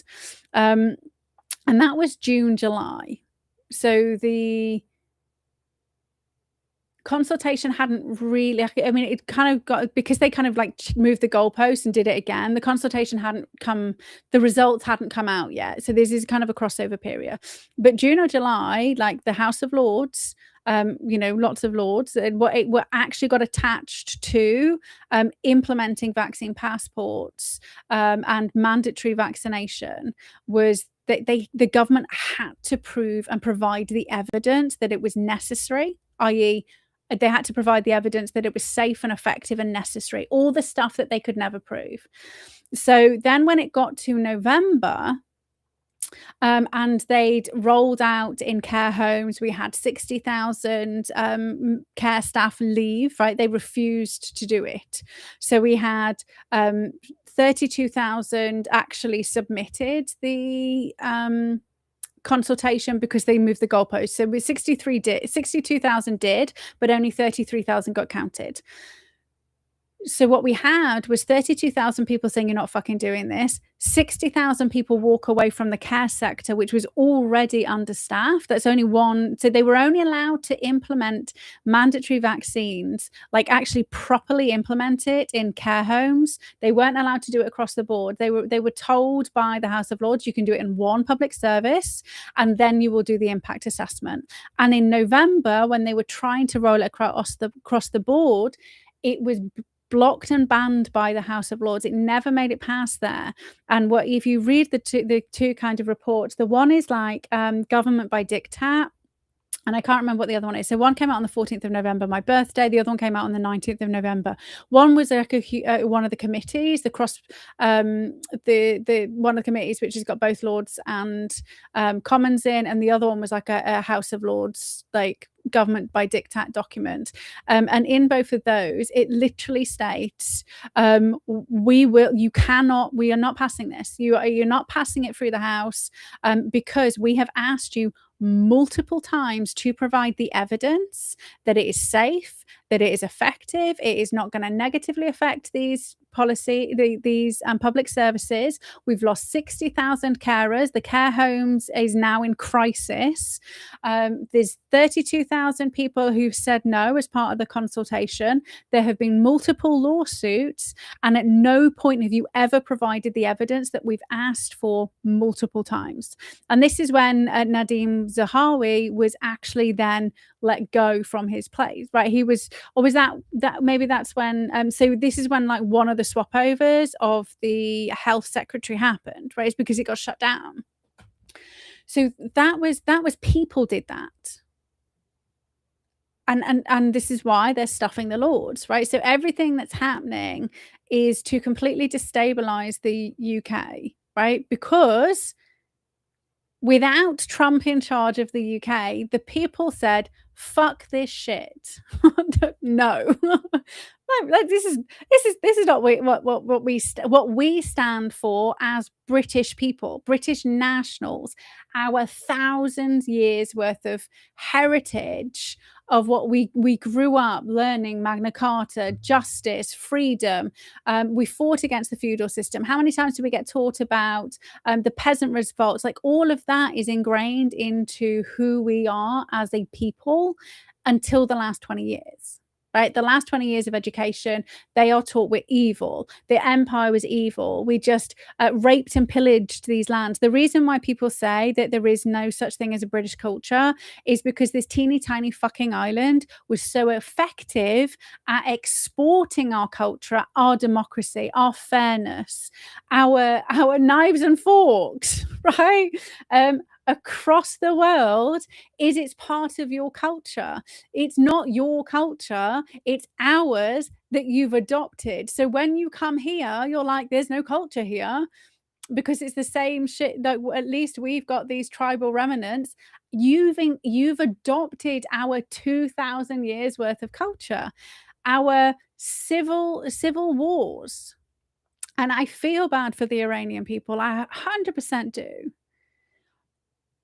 We've already been through that, right? Multiple times. We, the people, shaped our country. Like the Iranians need to shape their country.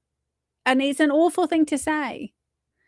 But I don't think outside people should be involved. And I don't agree with just watching people mass slaughter. That's not what I'm talking about. But Iran is its own unique, like everything comes with strings attached. And the only way the Iranian people get to have the country that they want is if nobody steps in. And whatever they get is whatever they end up with. And we've been there, right? So just because we're on the other side of it, it still doesn't give us a right to, like, this is the whole point. It does not give us a right to impose our beliefs, our will, like, that's fine. Somebody comes to attack us, different.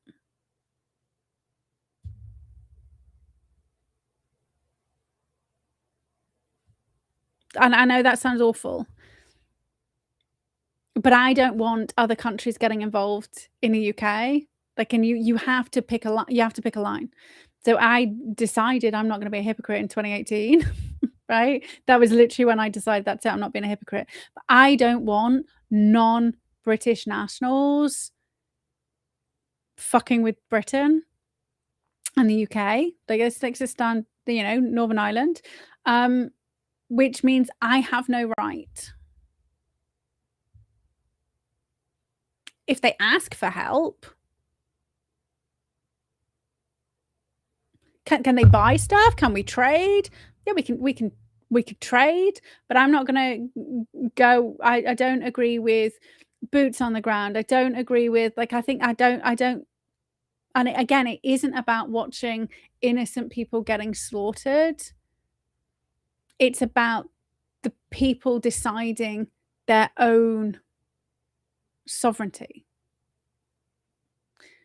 because that's when it matters more. And if you ask lots of Iranians, they probably don't want our help, because our government, the American government, fucked them over multiple times already.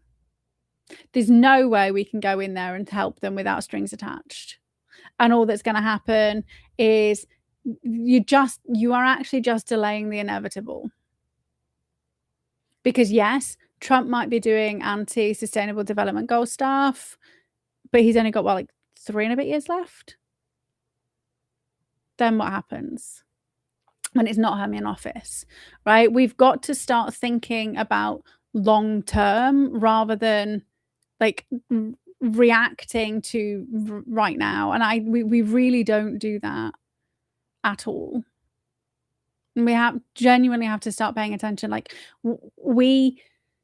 our ancestors bled a lot for us.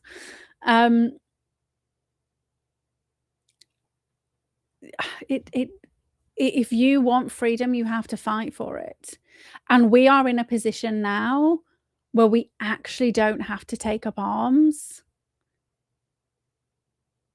because we've already done it a lot.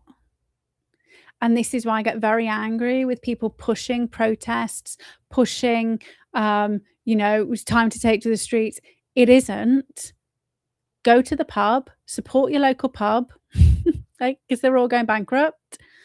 Go to the pub, have a conversation with people you know, and start filing fucking lawsuits. Start filing FOIs. Tie your council into a fucking knot. Take over your council because you end up indicting and arresting all of the corrupt councillors. So the names, you might want to go and watch the first hour if you think Restore Britain's the only way, and then you'll find out how much they're funded by the globalist regime as well. People really need to start. I mean, start just actually looking into people that they're paying attention to rather than following blindly. So, but yeah, so all of the parties funded by these like global elites, right? Just walks you through it. Okay, so now we're going to talk about Tommy. Those of you who've been in my circle a while, yeah, they're not here to be useful. They're just here to destabilize the country and get us distracted. So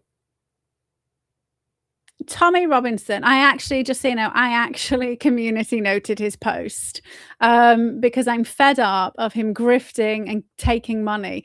And you are about to be shocked by how much money he has raised in the last 10 years, right? Just 10 years. So Tommy posted, so Stephen Yaxley Lennon, I think we should call him Lemon, right? He posted that he'd left the UK because he was made a priority target for ISIS. He shared the recording of a phone call from Bedfordshire police warning him UK counterterrorism intelligence had picked up an ISIS-linked publication, specifically mentioned as an ISKP or Islamic State Khorasan province magazine called Yalgar, encouraging violence against him, right? So he posted the video and he says, I'm having to flee, priority target of ISIS. And in the comments, who can guess what's in the fucking comments?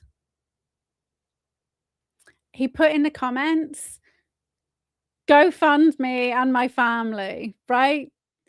Go fund me and my family. And I was like, priority target for ISIS.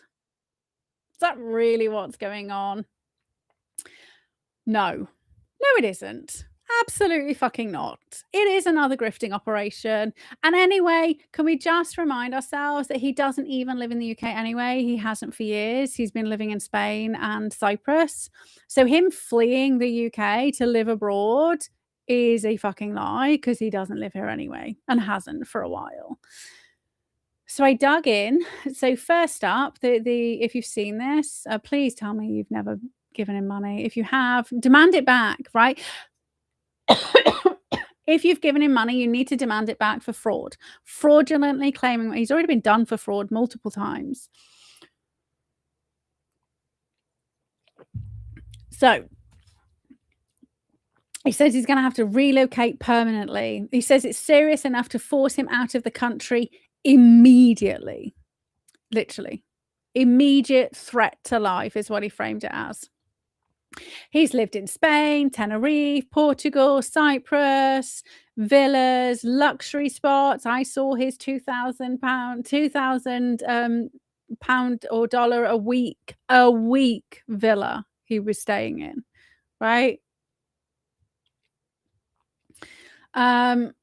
Spain is his former residence, or was when he was last in court. So the threat. Police confirmed the call was real and based on obtained intelligence, and that kind of came through media reporting. So yes, he was in this Yalgar magazine. Bedfordshire police haven't done an official statement, but they did they kind of like did the press release people, media relations people spoke to some newspapers. So a spokeswoman from the police confirmed the phone call was legitimate and real, occurred on Thursday the 12th or 13th, 2026, depending on time zone framing. Statement noted that officers contacted a man from Bedfordshire after becoming aware his name appeared in a prohibited material produced by a prescribed organisation, explicitly tied to ISIS, ISKP linked magazine, Yalgar or Yalgar in context, depending on how you want to say it. They described the material as encouraging violence against the individual. Now, this is standard practice for UK police forces on sensitive or security intelligence matters. They often verify facts to media on background or record without issuing proactive public bulletins, especially when it involves classified intel, prescribed terrorist material, or an individual's personal safety. No search turns up an independent Bedfordshire police press release, webpage announcement, or tweet or X from their official accounts about this incident. It's all reported through media inquiries and quoted statements, but it does say it's there. So the Mirror quoted the spokeswoman directly. And then it's obviously circular reported across all the other medias. And like I said at the beginning, right, if he's actually a people, it wouldn't have made the news. They just wouldn't have reported it. So by them reporting on it, people then find his stuff and then he gets more money, right? That, like, if I reported that, it wouldn't be all over the news.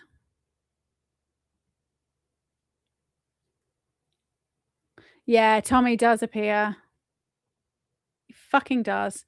And he caused shit up here with his fucking Tommy rape gang shit that he fucking did. So it's very exaggerated. So the police actually said they contacted him to inform him. His name appeared, encouraging others. In their statements to the media, they confirmed the call was legitimate, but no public indication that he's a top tier protected status or required emergency evacuation. So the police haven't said, they haven't said that he needs that. They routinely notify high profile individuals, critics of Islam, politicians, journalists, etc., when their names appear in jihadist propaganda. It's like standard precaution. Not always signaling imminent danger. For context, similar notifications have gone to figures like Salman Rushdie, post-fatwa, other ex-Muslims, or anti-Islam activists without leading to immediate flight. The magazine itself is ISKP's propaganda outlook. So like Voice of Kurdistan or Yoga frequently includes hit lists, calls to attack, enemies of Islam, or name Western critics or politicians to inspire lone wolf or inspired attacks. These are broad incitements rather than coordinated operations. There's no reporting from mainstream sources, think tanks, or security analysis confirming this specific Yalga issue contained detailed targeting on Robinson. And obviously we can't check for ourselves because it's like prohibited material. So we would be a terrorist for looking. So we can't check this. So this is all based on kind of like what we know. ISKP has claimed attacks in the West, but their track record for successful ones against named individuals in Europe is limited compared to Al-Qaeda or ISIS. So they have done stuff, and there's a few things that they have done, but actually causing harm to individuals is like negligible. So he described himself as a priority target for ISIS with 3 exclamation marks, right? I literally saw that and I was like, oh, you fuck. Like, just come on. Pull the other one. It was so funny. Like I did. And everybody was fucking like, oh my God, Tommy. And I was just like, oh, for fuck's sake. Grifter again. So he has faced genuine threats. Fair enough. Past death threats. I've had death threats. I had somebody who told me they hoped I get raped and then like shut up when you say it's already happened. Like you gotta come back there, love. You can't like I take it again. But it was the weirdest threat in the world because they literally said, have a nice day with EXO like at the bottom. It was so weird. Just like all this awful stuff and then like have a nice day. I don't maybe it was like mean have a nice day. I don't know. I don't know. But imminent threat to life typically means intelligence of a specific near-term plot, e.g. surveillance, weapons acquisition. Didn't happen. So then I was just like, right, we need to community note this shit because people have done like no note necessary. It's true. It's proven by the video. Other people saying like, oh, well, he's tried this grift before. And I was like, why isn't anybody actually talking about the magazine? It's not imminent threat. The police never said that. Let's just counter what he said. I don't know whether it's actually showing. That would be interesting. But I community noted. I don't community note a lot. So looking into the magazine in more detail, it is an Urdu language propaganda magazine produced by the Islamic State Khorasan province. So it is like part of IS, right? Which is the regional affiliate of the IS, active primarily in Afghanistan and Pakistan, right? So we have huge swathes of Pakistanis in Afghanistan. So that's potentially an elevated threat. So I would just say don't go to Birmingham. I mean, you don't have to go back to your 2,000 a week villa in Spain. You could just like avoid Birmingham. I mean, I wouldn't go to Birmingham anyway. But so Afghanistan and India, right? So they do serves as a tool for ideological dissemination, recruitment, incitement to violence, targeting South Asian audiences, particularly Pakistan, Afghanistan, India. Magazine debuted in 2021. So it's Urdu publication. Third issue 2022, including QR codes for Telegram funding. Each edition spans 20-30 pages, featuring articles on IS activities in the region, religious justifications for jihad, infographics on attacks such as in Pakistan, India, and Syria. And if you haven't been watching what's been going on in India in the last couple of years, like they've been like hit heavily by fucking jihadi attacks. And obviously, like the Hindu population is being raped, trafficked, forced marriage, the same shit that was going on over here. But you know, lots of Pakistanis.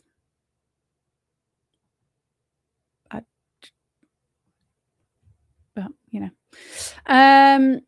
so they call for reader contributions via emails. Later issues have emphasized their expansion into Kashmir. Alliances with Lashkar-e-Taiba (LET) and encourages to target critics of Islam, including Western figures like Tommy Robinson. They portray ISKP as a defender against apostate regimes, such as the Taliban and Pakistan, and calls for violence against perceived enemies such as Shia communities.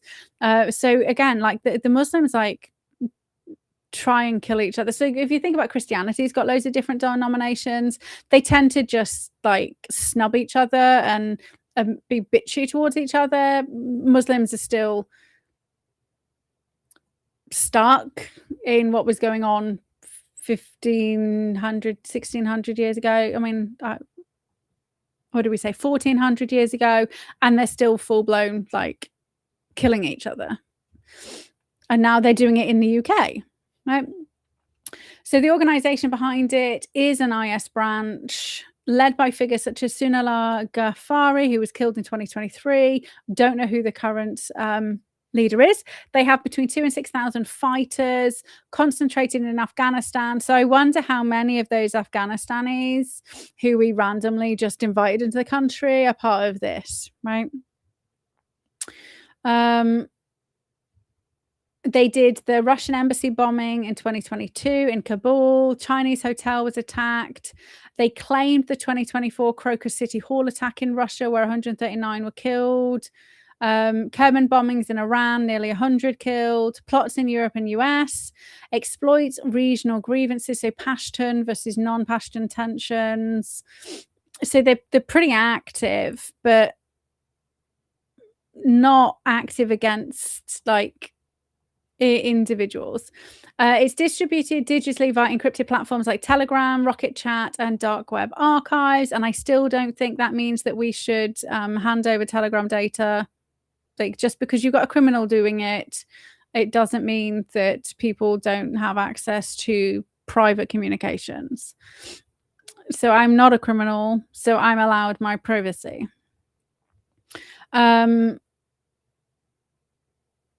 Audience includes South Central Asian Muslims, diaspora communities in Russia and Europe, and defectors from the Taliban. They exploit social media algorithms, so AI for content generation and deep fakes. And didn't we just pass a law to say that you're not allowed to do deep fakes? I tell you what, we wouldn't be allowed to do deep fakes. I mean, that's probably because Starmer got so upset by keep being put in a fucking bikini. So the total threat being named in Yalgar or similar ISK propaganda represents a symbolic escalation, but it's typically a broad incitement rather than an imminent directed threat. So it's not saying that he isn't a target.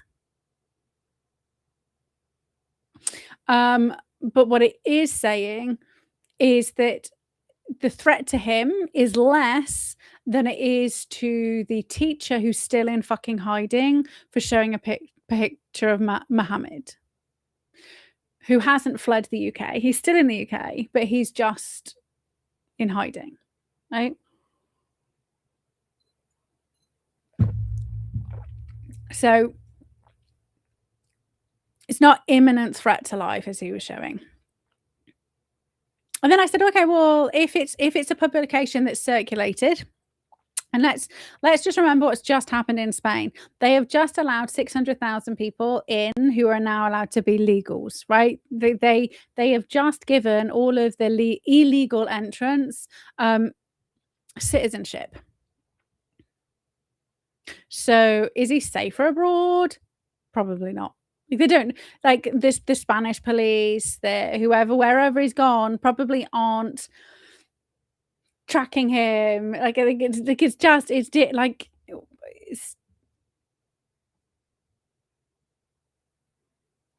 In the UK, he could benefit from closer police monitoring, intelligence resources, potential proactive measures, such as similar to those for other high-profile critics of radical Islam. Abroad, his frequent stays in Spain or Cyprus, the risk might persist, even increase, if local security is less attuned to UK-specific threats. Could lower his immediate visibility, but he's not exactly off social media, so he posts where he is all the time, so he's not going genuinely not going to make a difference. The only thing that would make a difference was if he stopped talking, and if he stops talking, he isn't going to get any money. So here's Grifter Robinson. Over the last 10 years, the full amount, I'm going to give you this first, and then we're going to talk about where the money's come from, because like I wonder whether like people want to guess. It's millions, by the way. Like not like 1 million. It's like millions. Low end estimate 3.5 million. High end 5.5 million, but they reckon between 3 and 4 million. He's personally raised in 10 years 3 to 4 million pounds. So how's he done it? Right? Online donations, appeals, PayPal, then he was banned, crowdfunding such as GoFundMe, Freester, Just Giving, cryptocurrency, book sales, speaking engagements, sponsorships from wealthy backers. We'll talk about his wealthy backers in a minute. Much of it's framed around legal defenses, security costs. Remember, he like had over 100 grand legal costs, legal defense fund for the last time he ended up in court, and he walked in and he pled guilty. What happened to that 130 grand? Where did that go? Because he didn't use it on his legal defense. He walked in and pled not guilty. Pled guilty. He said he was going to fight it because he wasn't framing it like he was being targeted. He wasn't targeted. He was in contempt of court. All he had to do was remove that section in his documentary, which was proven in court false. Falsified information and profited off it, off his documentary. He then was found guilty of contempt of court, and then he didn't contest it. So that proves he was guilty because he didn't fucking contest it, even though he had over £100,000 worth of public funds of people giving him money, and he sold it as he fought, right? He defrauded people. Events, rallies, personal family support. However, he's gambled it. Luxury lifestyle, cocaine. Declared bankruptcy in 2021 amid a 1.6 million libel debts, but believed to have hid assets worth up to 3 million. Data comes from self-reports, court disclosures, investigative journalism, Wikipedia summaries from those. There's no official annual breakdowns that exist. His companies often fail to filing accounts. Hope and Pride Limited owed 328,000 in taxes. So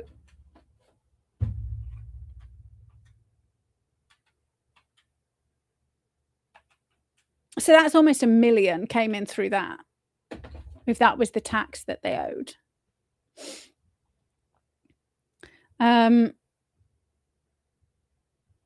So 2016, it was kind of early EDL.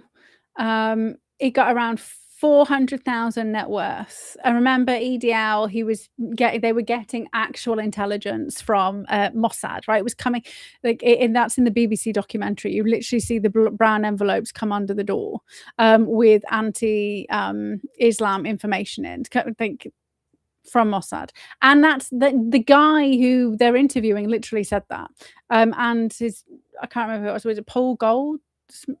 I can't remember who it was, but like it's literally in the documentary, they tell you that. So speaking, media, YouTube monetization, building international support, and he raised between 50 and 100,000, but his net worth was over 400k.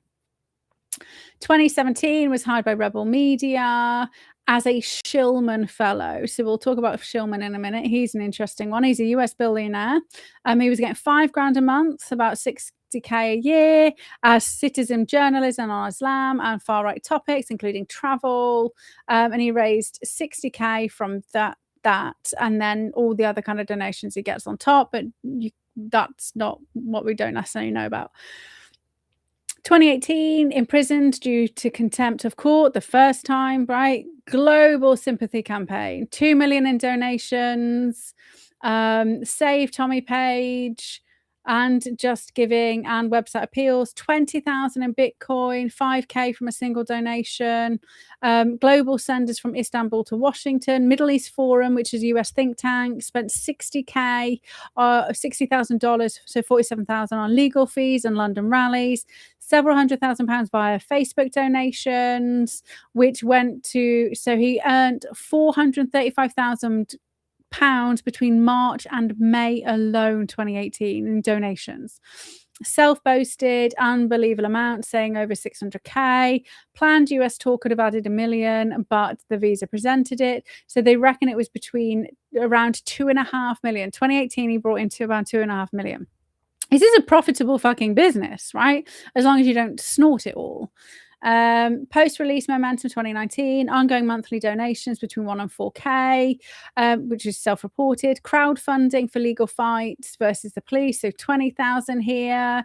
He raised 50,000 in 48 hours. He earned 60,000 there, raised 100 to 200,000 in 2019. 2020, again, still getting 1 to 4K a month in support donations. 60K Bitcoin, focus on COVID activism, and he said between 12 and 48,000. That was a slow year for Tommy, due to the deplatforming. Poor Tommy, deplatformed and still probably walking away with 50K. 2021 major burst, 425,000 in 2 months. Bankrupt. Then he went bankrupt due to debts. Like, this is like 3 million and he's gone bankrupt. But all he does is live in a teeny tiny little house and go and do citizen journalism. Allegations of misuse, such as cocaine. I mean, that can be very expensive. Reported raised 500K. Like, so 22, 23, post-bankruptcy, lower profile, small donations, court disclosures, 100K on gambling while receiving funds pre-2021. Estimated monthly similar to 2020, so between 50 and 100 a year. 2024 to 2026, resurgence with rallies, Unite the Kingdom, 100 to 150,000 attendees, appeals for legal costs. So that was, they've said 50K here, but it was over 100, and I'm sure it was over 120,000. Then security and events, 100K for deposit. He paid 100,000 deposit for equipment in 2026. Who's got 100K in their back pocket? HMRC are probing over 2 million debts, and that's the unpaid taxes from his company. And then the recent ISIS appeal is obviously asking for money. So they reckon he'll probably walk away with about 500, 600,000 this year, which is how they end up with anywhere between 3.5 and 5.5 million in 10 years. Pretty good going. So 70% have come from individual donors, 20 to 30% from wealthy backers.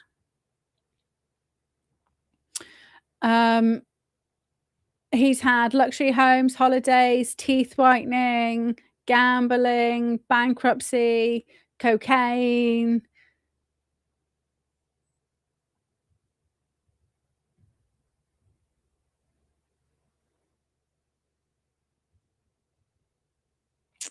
Funding spikes during crisis, such as imprisonments and threats. So maybe there's a reason why he pled guilty rather than not guilty, because he just wanted a bit of cash.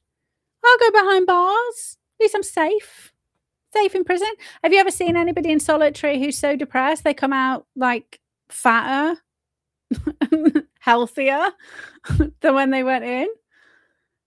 Like, I haven't seen any suicidal, depressed individuals look as happy and healthy as Tommy did when Tommy walked out of prison, because it doesn't switch off overnight, I can tell you. They do not look well fed.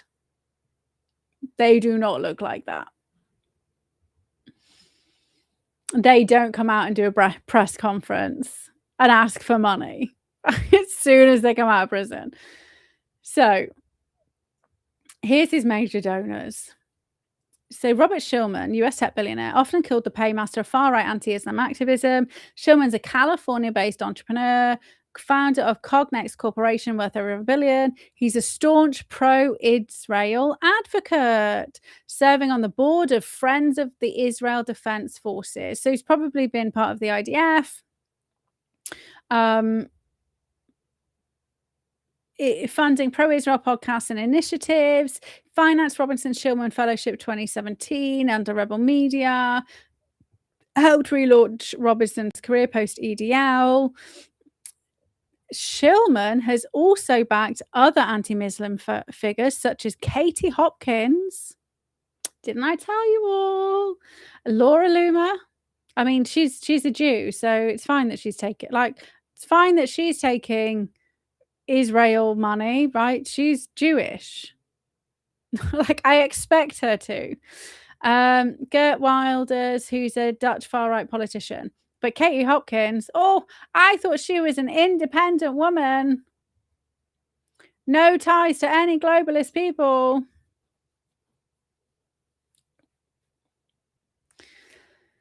Anyway, he's also Middle East Forum, Philadelphia-based think tank led by Daniel Pipes, prominent neoconservative scholar critical of radical Islam. They paid £47,000 on his legal fees and rallies. Pipes advised US presidents on Middle Eastern policies, deeply pro-Israel, advocating for its security against Islamist threats. MEF support positions Robinson as a courageous Englishman fighting jihadi. He's paid by Israel, right? Other is obviously Rebel News, which is being funded by Shulman, who's pro-Israel.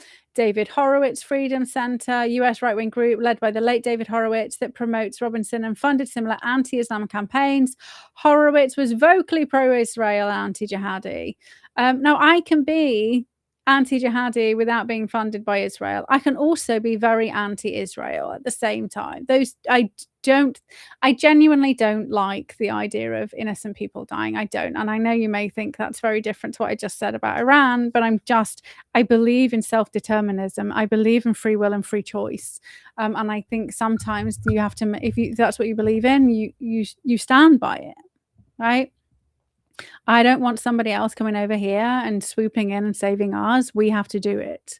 And if we have to go through fucking hard times to make that happen, we have to go through hard times to make that happen. And that's how I feel for all the other countries.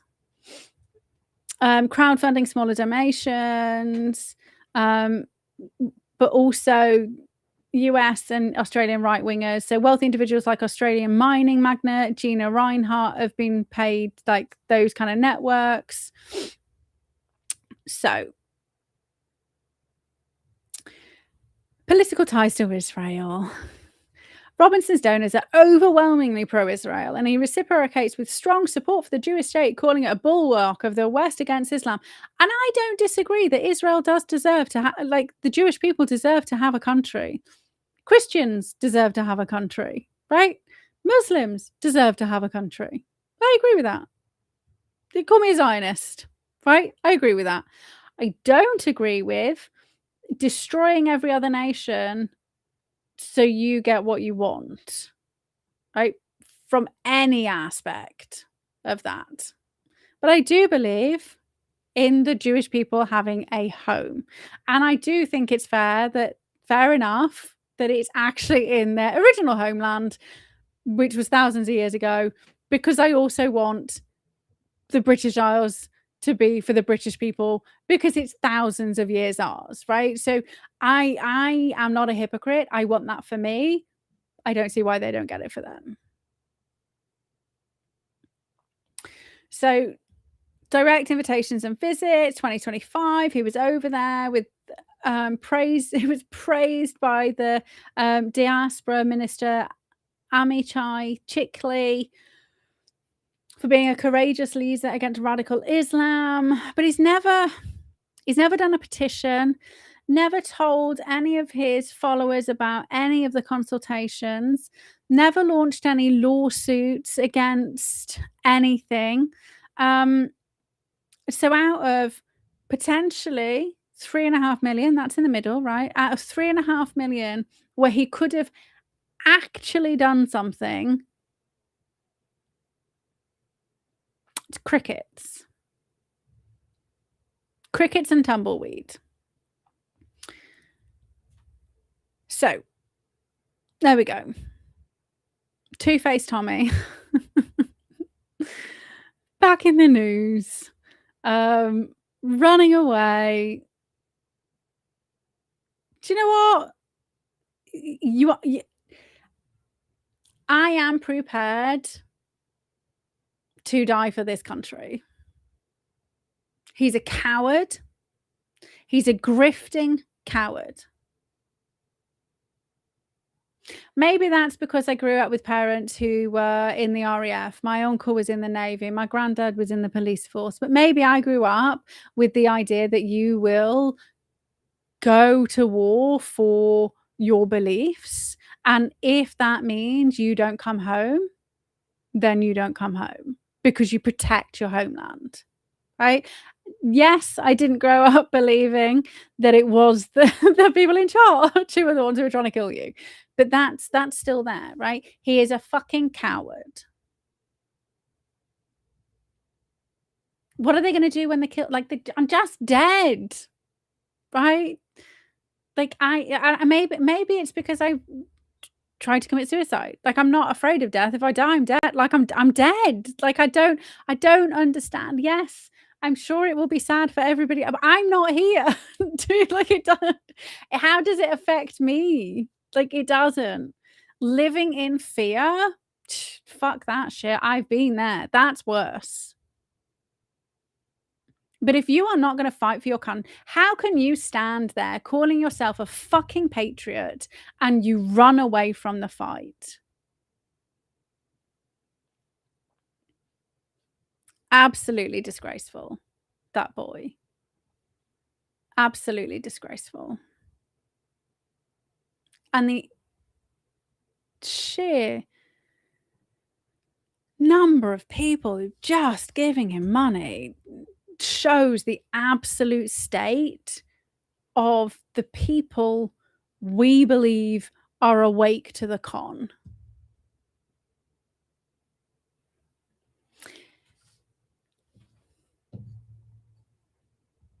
He is not looked down upon because he's working class and working class.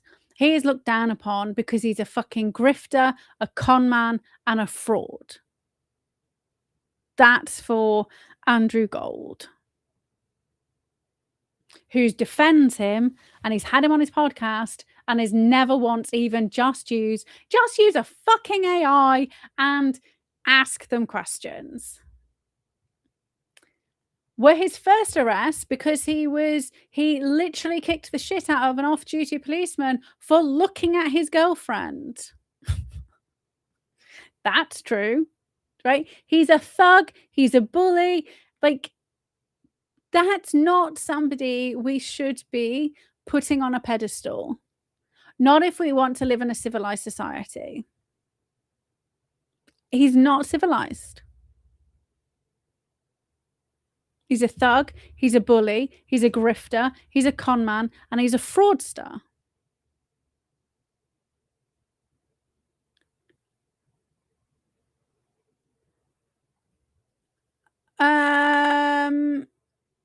No, I think all of Tommy's money's been Tommy's money. And I don't, and that's just the money. right? So his apartment, so after he went bankrupt, people were funding the apartments, buying the food. So again, much like what we see with the political parties, that's the actual cash. That's not necessarily the money that's coming his way. So Tommy's job is to distract the people. His job is to stir up racial tension. And I'm not saying that there shouldn't be some fucking racial tension. Certain individuals from specific religions, from specific regions in the globe, have been explicitly targeting little white girls for decades, right? So there absolutely should be racial tensions, right? However, his job is like Rupert Lowe's job, is like Farage's job. It's distraction, confuse the masses, get the left and right arguing, stop people actually taking the time to think. Like when you're going to a rally, when you're going to an event, you feel like you're doing something. It's that perception of, well, I'm making a difference. I'm making a stand. I'm telling the establishment. Like, they don't give a shit. It's not reported on mainstream media, so the rest of the UK don't even know it's fucking going on. They're not on X, they're not on Telegram. The only people who know it happened are the people who went, pretty much, right? Or the people in those circles. It doesn't do anything to wake people up. It doesn't do anything other than make people who would potentially be aligned with the ideology, i.e., we need to protect women and girls from systematic abuse at the hands of non-British nationals, right?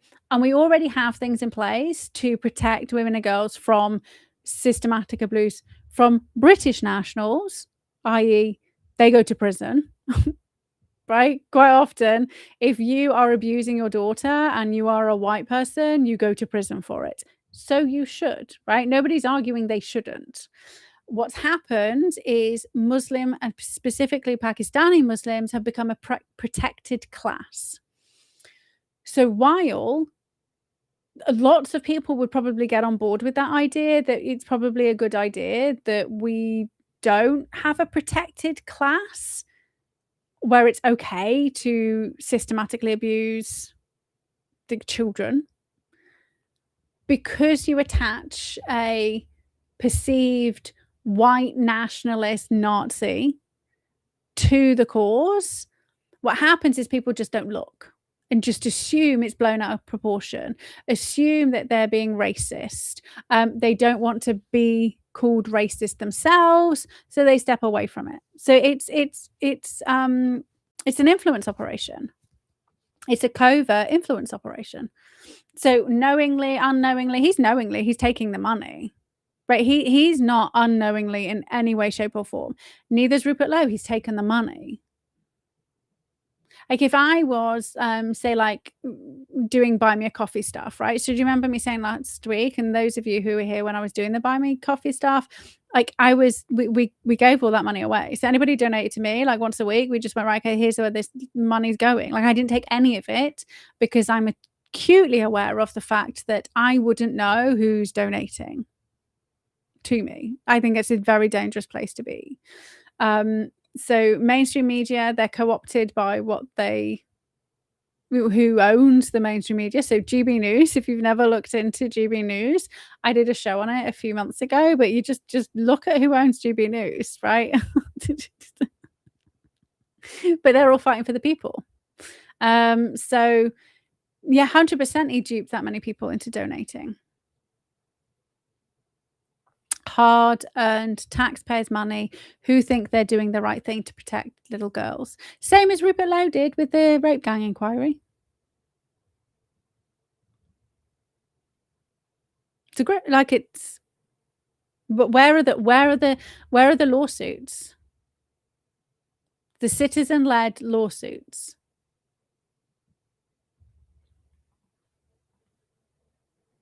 Where are the arrests? The citizen-led arrests. Where are the instructions to FOI specifically the hell out of your account? Like, where's the civil actions that we can use which will resolve the situation versus versus taking money and grandstanding and doing a rally and doing a public display, right? So the rape gang inquiry is a carbon copy of the Nuremberg trials, of the Russian fake trials, right? And Nuremberg was all fake, right? Look at how many Nazis actually escaped. Look at how many were actually taken to trial. And also, FYI, the psychologist who helped in those trials also ended up being one of the main MK Ultra, like, CIA people. Because he was speaking to the fucking Nazi mind control, like the experiments, right? So it was the Nuremberg trials is fake. We believe like we're now protected. How are we fucking protected? They literally took what was going on in Germany and then they extrapolated it out. They saw what didn't work, they saw what worked, and they just extrapolated it out across the rest of the world. So yeah, no, he duped that many people. All those people should be demanding their money back. That's how you do it. You file a citizen lawsuit. You prove that you gave him money, and you demand to know what happened to it. Right? If you paid towards one of his lawsuits, you have standing. Especially the one where he was getting money, the most recent one where he explicitly told people he was fighting it. Right? So which means you are led to believe he's going to rock up with lawyers and he's going to plead not guilty. And he didn't. He walked in and pled guilty. So he didn't fight it. So that's fraud. Defrauded people. And everybody still hands him money over because he said, I couldn't win. I tried. He didn't try. He literally walked in and pled guilty. No lawyers involved, no nothing. He strung it out until he walked into court.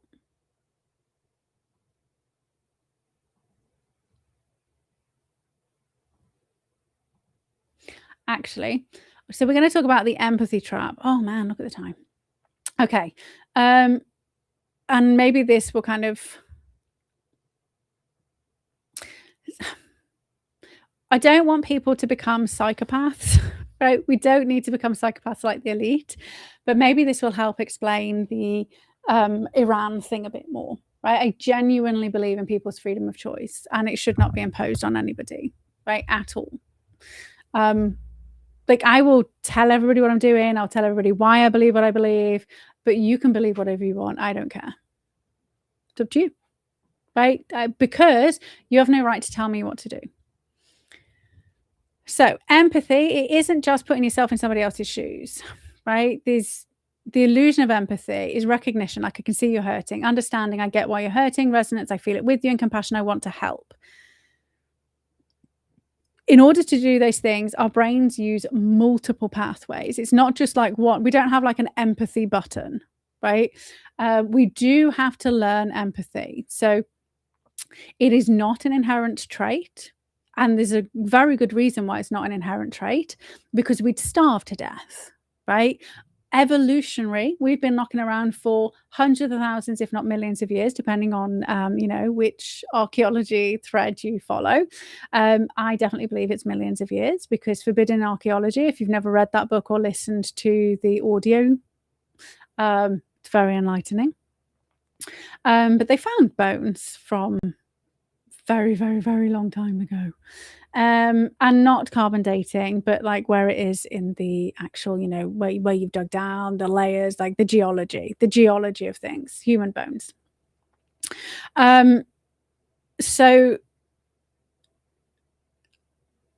back when it was survival of the fittest, right? You had to be a psychopath. You had to be completely self-dependent, right? If it did not matter that you've got a brother or sister You are the one who needs the food in order to survive. And this is why, like, little kids, if you've got a child and then you give birth to another child, this is why, like, kids try to kill their brothers and sisters. They're not evil. We're born that way. They feel threatened, and they are doing what we've been programmed to do for, like, millennia, as minimum millennia, right? You have to learn empathy. And yes, this is why we kind of teach sharing and kind. And FYI to all your parents out there, if one of your children has a toy and the other one comes to take it, and you tell the child who had the toy that they need to share, you are teaching your child that they are not allowed stuff. That's not sharing, that's theft, right? If I come to your house and I take your TV and I'm just sharing, you're not using it, right? And even if you are fucking using it, it's like, why aren't you sharing it? Well, I want to share it. Like, that's right. Sharing is when you teach your children to work together, and maybe you give them a toy at the same time to play with, right? You don't take one toy from one and give it to the other one. That's theft. And the child that always comes over and cries and bitches and moans and gets the toy from the other child, you teach that child that it's allowed to fucking bully the shit out of anybody till it gets what it wants. You're teaching that child to be a psychopath, and you're teaching that other child to be a fucking victim. So be really careful with what you're doing in the home. Well, quite glad. Anyway, right. So we have to develop empathy. We don't start off understanding it. And children can kind of like, one child cries, they all start crying. That's not empathy either, right? People get very confused. We don't start developing empathy until we're like 7, 8, 9, 10. Right? And it's supposed to be fully ingrained at 10, but that's only if you've been taught it. This is why psychopaths exist. They don't have empathy. It's a taught skill. Now, I would argue all of the elites are psychopaths because they are abused, tortured, horrifically abused as children to make them compliant and brainwashed. And if you're in a church, that's why they abused you, make you compliant. So they don't have empathy. That they do not care whether you live or die. The only thing matters is their survival, right? But we do have to learn it, and it's multiple brain pathways. So we've got our interior insula, which helps map internal body state. So this is the felt sense, the gut level, something's wrong. The anterior cingulate cortex, which is involved in distress processing, motivational push to respond. We also have a temporietal junction, which helps you model somebody else's viewpoint. The medial prefrontal cortex, which helps you interpret intentions, context, and meaning, right? So we have different types of empathy. We have cognitive empathy, which is perspective taking, and then we have emotional resonance, when we actually feel it, right? And so there's two different, right? So I can have empathy on two different levels with somebody who's been sexually abused because it's happened to me. So it's not just this perception of understanding that's like, if that happened to me, I would feel awful. It's like, I've been there, I know that, I've lived it, I've had the experience, right? So you've got experiential understanding. So it doesn't mean you can't have empathy if you haven't lived it, but the level of empathy is different. One of it is cognitive, and it's thought processes, and it's kind of understanding and kind of like perceptual empathy.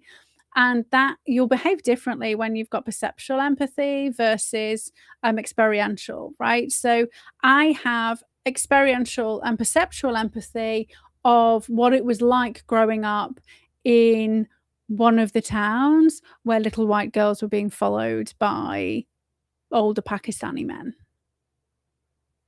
and being told you can't go to the shops on your own because it's dangerous, right? So I get very angry when people from America decide to say we need to stop tarnishing a whole community with bad apple brush because they weren't here They didn't live here. They didn't grow up here. They didn't know that it is the entire community, and roll right back to the beginning where it's an actual fucking crime, right? So, however, if you're a man, for a start off, you will never understand what it feels like to be. You cannot be empathetic to what it means to be a woman, because you aren't one. I can't be empathetic to know what it feels like to be kicked in the ghoulies, right? I don't have them. I can think, oh, I can imagine that's painful, because if I get kicked in the nunny, that's also painful, right? But I can't be experiential, empathetic, because I can't live that. I can cognitively process it, and what that does is it puts me on a different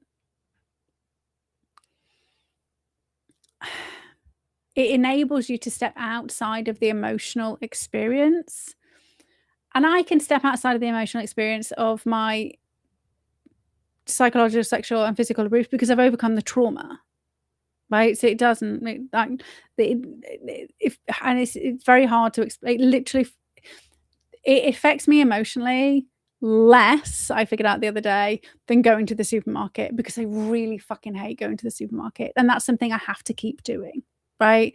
My childhood experiences, I don't keep doing it, right? It's done, it's dealt with.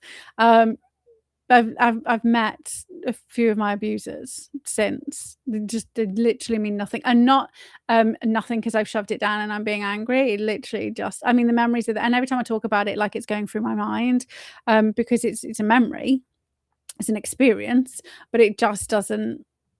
There's no emotional attachment to it, and that's why EFT is really fucking powerful, by the way, guys and girls. But we have to be careful if we've had an experience and we haven't overcome the trauma, that we are not being trapped by experiential empathy, because it will lead to your downfall, right? I believe, and I've said this before, Shamima Begum deserves, she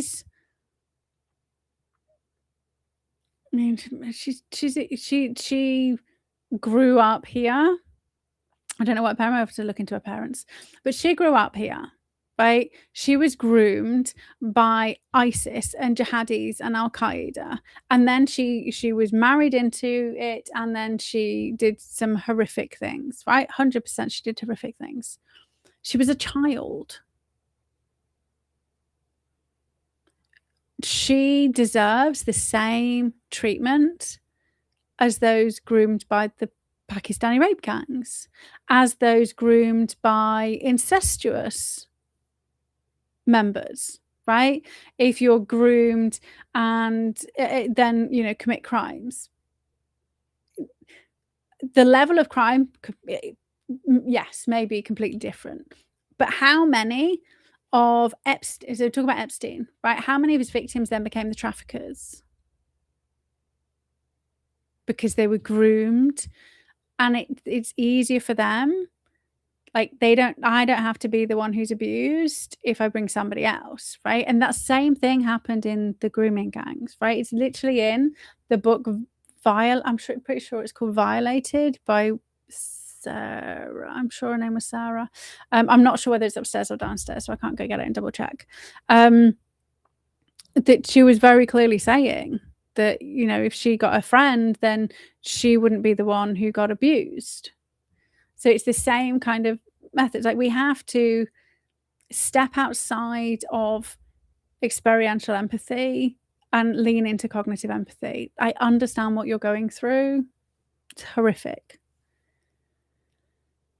If you believe in free will and you believe in freedom of country, of decisions, it's not my job to fix it. It's not my job to fix you. It really isn't, right? That's empowerment. If you want help, if you've got questions, if I can answer, go for it. I'm all ears. But it's not my job to do it. What we've been trained to do by society is outsource our freedom, outsource our health, outsource our legal ramifications, recourse, outsource our future to other people. And this is why we're here. This is why overt and covert psychological warfare operations and PsyOps work so well, because everybody's been so disenfranchised from the things that they have power over. Like, I can't eat unless I've got a job, but we can. Like, you can get free food from, like, in the UK, there's loads of fucking free food. But you just go out the house and start foraging. You can kill rabbits still. You can kill pigeons. You can, I don't know whether you're allowed to, I think fishing pools are pretty regulated. Rabbit stew's nice. Mushrooms, rabbits, birds. They didn't used to be supermarkets.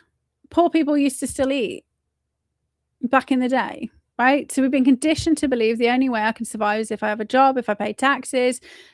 But that's not the reality. And could I go start skinning rabbits? I had to as a kid, right? Do I want it now? No. But I am considering having a little rabbit farm because they grow really fucking quickly. My tortoise is a really picky eater and I'm throwing away loads of salad. Like, we literally only have salad in the fridge because it's the tortoise food. Do I like rabbit stew? I do quite like rabbit stew. So why would I pay somebody else to grow, feed and kill a rabbit when I'm growing, feeding and rabbits? And like, I don't. What were we saying? So we believe that heating, right?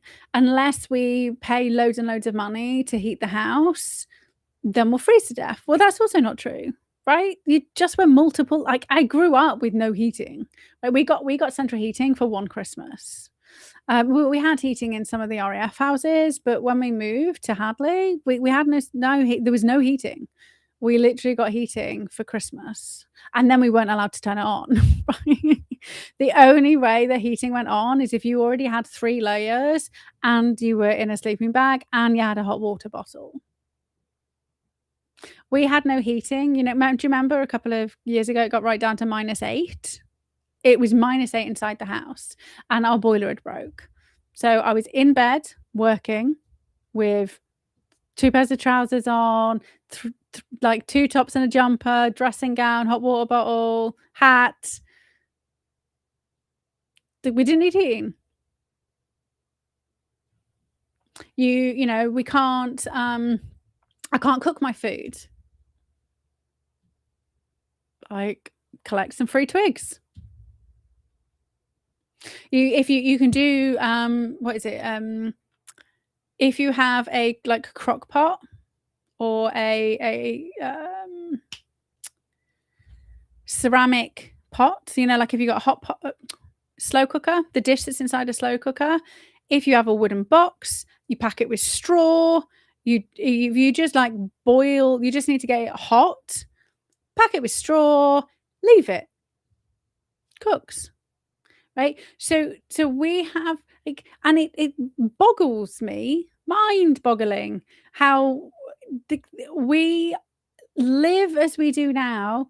This is luxury to what was going on in the United Kingdom, even like pre-World War II. So 80 years ago, people didn't have indoor heating. Some people had fire, like they had fire, but if you can't afford the coal, your fire isn't going on. Like, we didn't die out as a nation when there was like scarcity.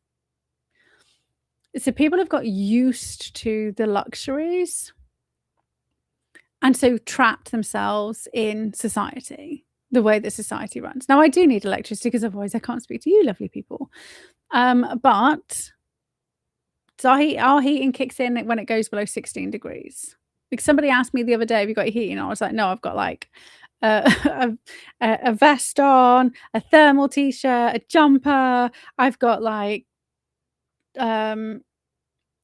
2 pairs of trousers on, I've got 3 pairs of socks on and some slippers, right? That's how I stay warm, and then as soon as this goes off, I'll put my dressing gown on, to be fair, as well, right? If I go out there, it's colder out there than it is in here. Here has to say so before we had a tortoise that would die, a tortoise hatchling, then we just didn't have the heating on, 'cause I grew up without heating and Matt grew up without heating, right? I go to my sister's house and they're in, like, T-shirts and shorts, and I'm like, "It's fucking the middle of the winter. Don't come crying to me when your electricity bill's through the roof, like, just turn your fucking heating off." She did have, like, young children, so I get it. How did I get here from empathy? Oh, free will, free choice. You have to stop being so emotional about what's going on in the world, because emotions cloud judgments. And you have to make a decision about where you stand. What do you believe in? Do you believe in free will or not? That's where everybody should start. Do you believe that nobody has a right to tell you what to do? And if so, you have no right to tell somebody else. Right? It has to so you've got to stop being a hypocrite. And you have to make sure that when you are making judgments about things, you're not outsourcing to everybody else. And the only way to do that is by thinking logically, and that happens when you're not trapped in emotion. So if you've got trauma, you need to deal with it. If you're trapped in experiential empathy, the empathy trap, you need to deal with your trauma. Because we need to make some hard decisions about our future. If we are really focused on, like, things will get hard, like really fucking hard. And if you aren't figuring out how you can cook food without gas, electricity, if you aren't figuring out whether you've got enough jumpers, blankets, get a dog, right? They are free heating.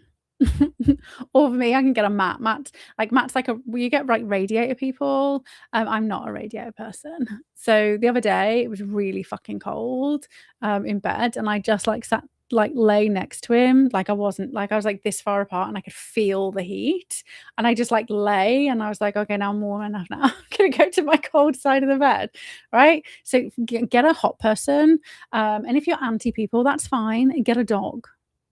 When our heating broke, when we used to live in a flat, which was like an old Victorian flat, which was fucking like giant ceilings, holes in the windows, like literal, like you could see through the lintels because it all needed fixing. That was in the middle of the winter. Put the dogs in the bed, like little fucking hot bods. These hot water bottles.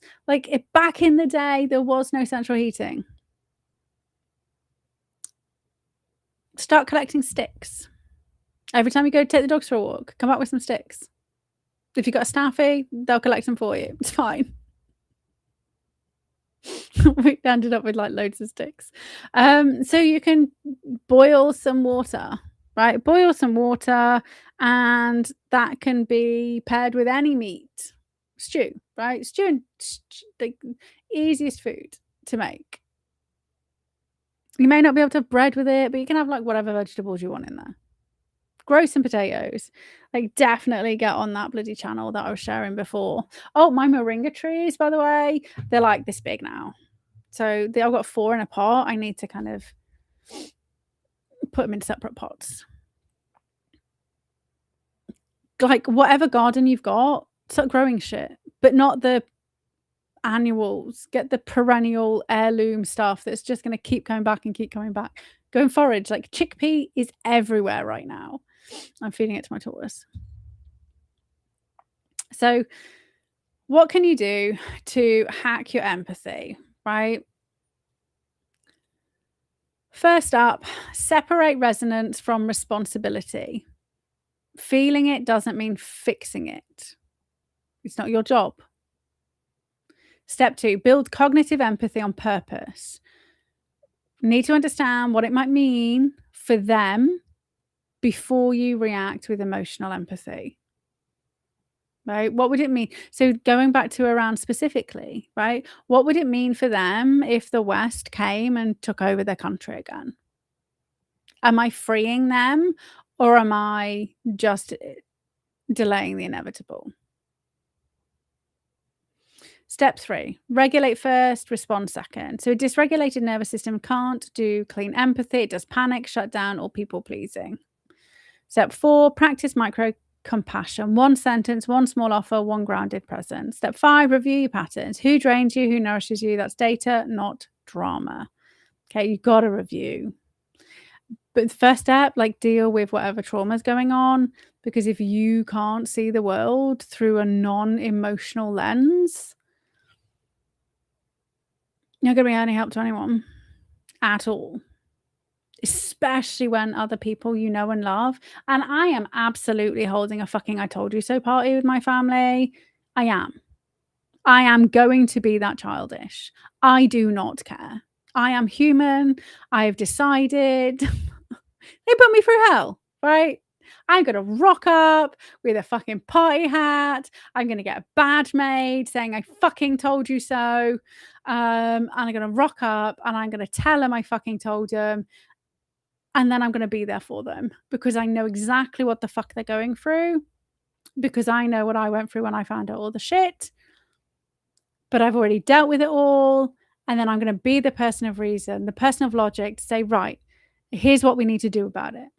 Because you wallowing in self-pity, or you jumping out of a fucking window like they did the Wall Street crash, like, that doesn't help anyone.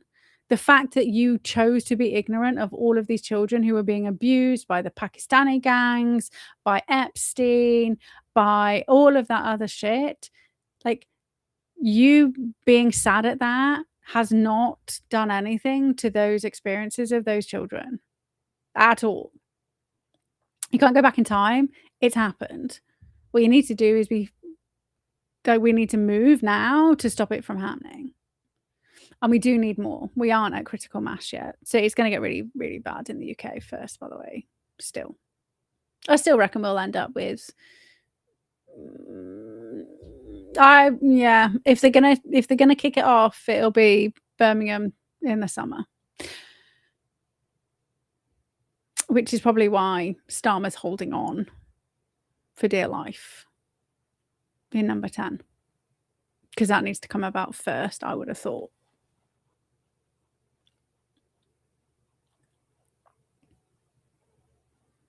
We'll see. So, love yourself. Focus on healing first. Don't be a hypocrite. If you can. I mean, like, fuck it. I judge people and then I tell myself off, right? You can be human. You can make mistakes, right? I'm not saying you have to be perfect. I'm just saying you need to, like, decide what your values are and then work hard to embody them, and recognize when you don't, and have somebody in your corner to tell you when you're not, because that's what Matt does for me. Also, little sneak preview here. So I've been working on a cookbook. Sounds really exciting for me. Like, I'm a psychologist, right? So psychologists don't normally do cookbooks. But actually, for the last 12 years, I've been talking about the importance of food. And you gotta eat the right fucking food. We did that last week, right? And I've always wanted to do a simple, easy cookbook, which is brain-led, right? These are the foods you need.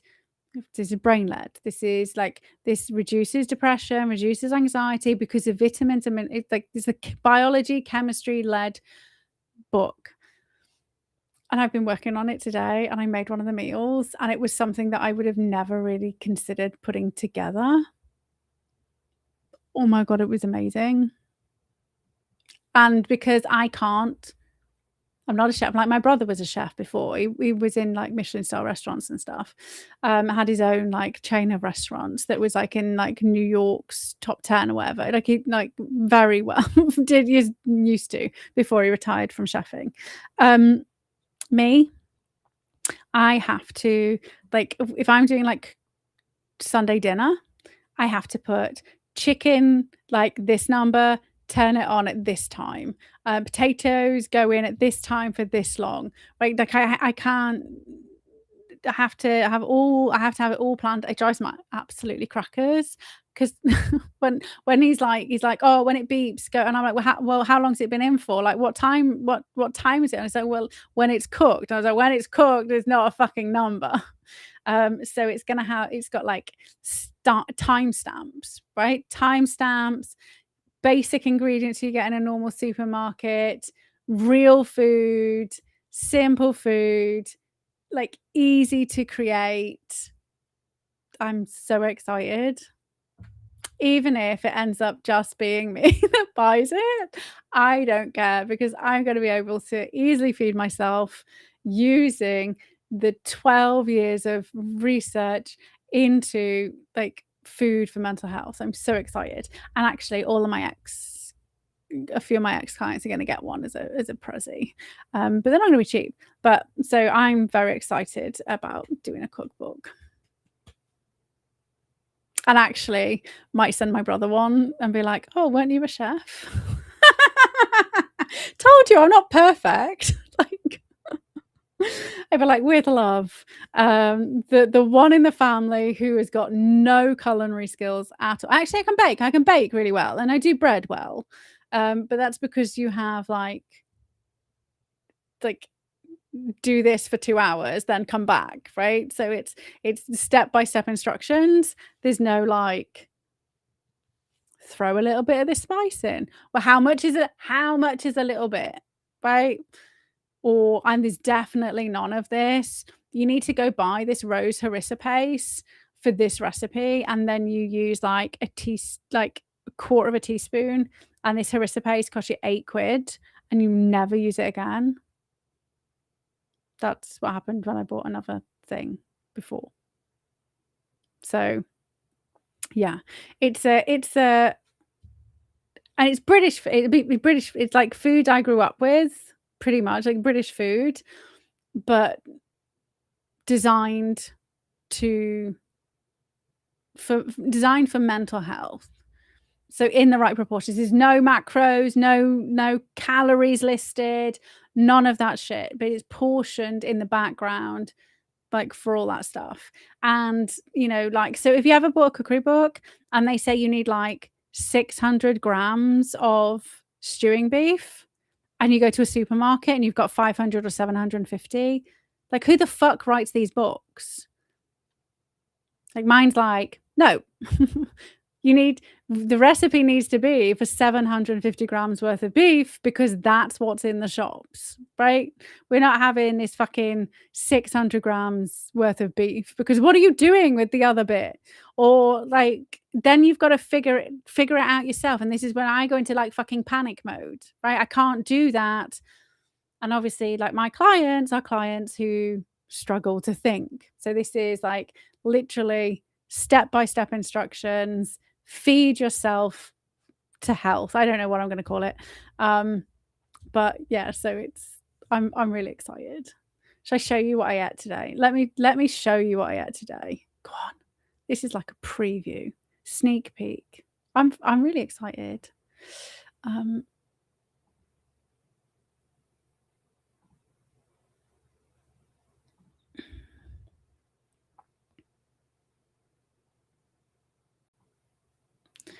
So, I mean, this is what I had today for lunch.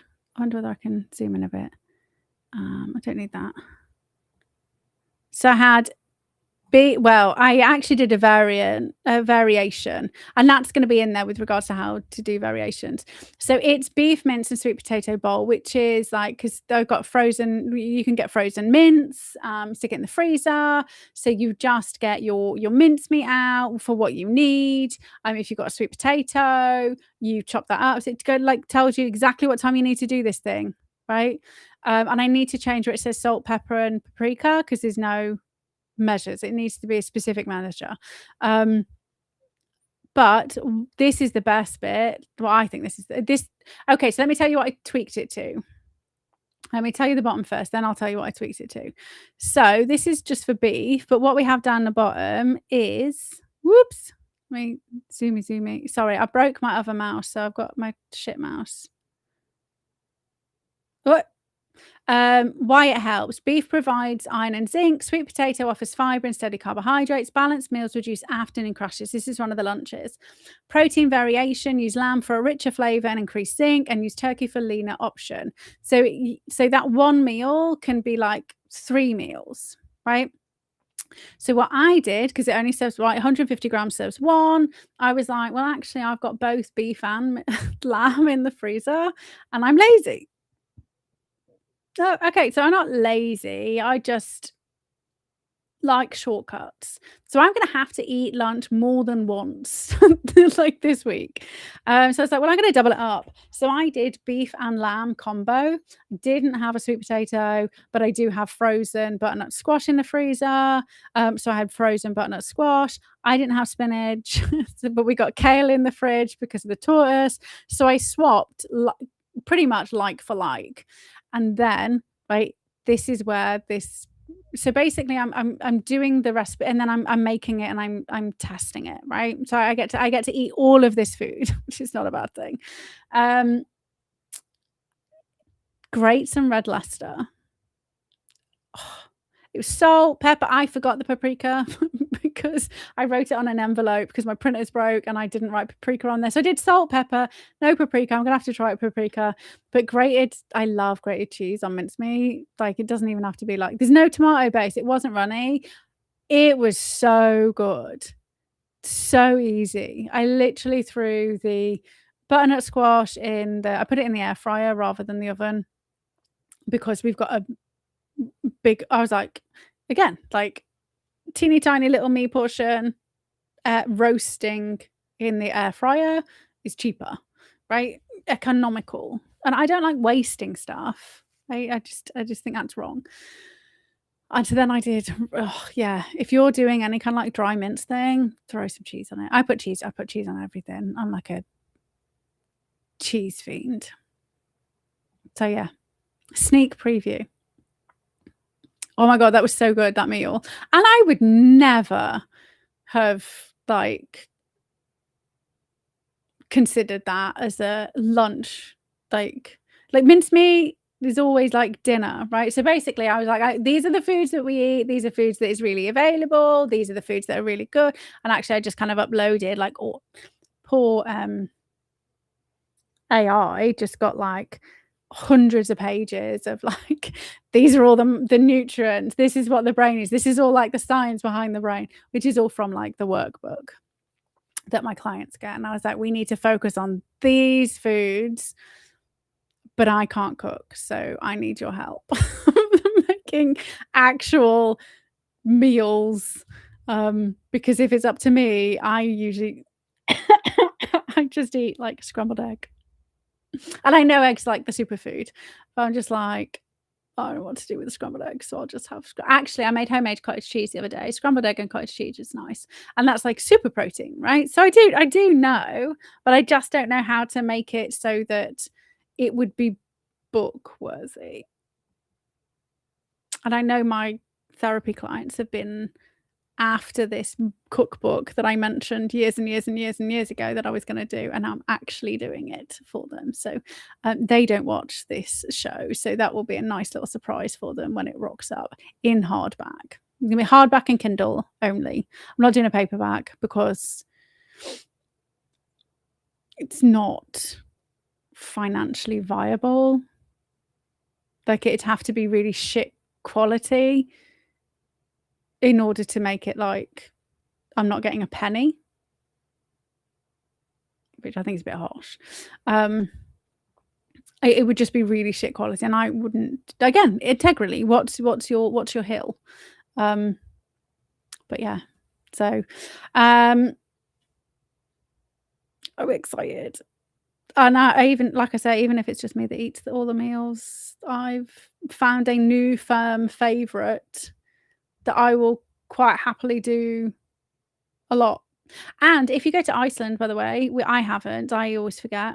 Iceland have got kilo bags of mincemeat for a tenner, even lamb. Like, that's good. I haven't checked where it comes from, if it's a halal or anything like that. But if you're struggling financially, so yeah, I'm excited. Just thought I'd share that. And then now I need to go downstairs and say hello to Matt, I guess, who's been at work all day. So thank you very much for joining me. I hope you enjoyed learning more about the world fuckery. It's still like Epstein, which is just taking over everything, which is why they're kind of slipping things through. But you know, it is what it is. All the people who are only just waking up, I think it's good for them to kind of see all this. I do wonder what you guys are doing in America still, though, because I don't really see any kind of resignations and arrests over there. Lots of resignations and arrests and investigations going on in the UK and Europe. You guys need to get on it a little bit.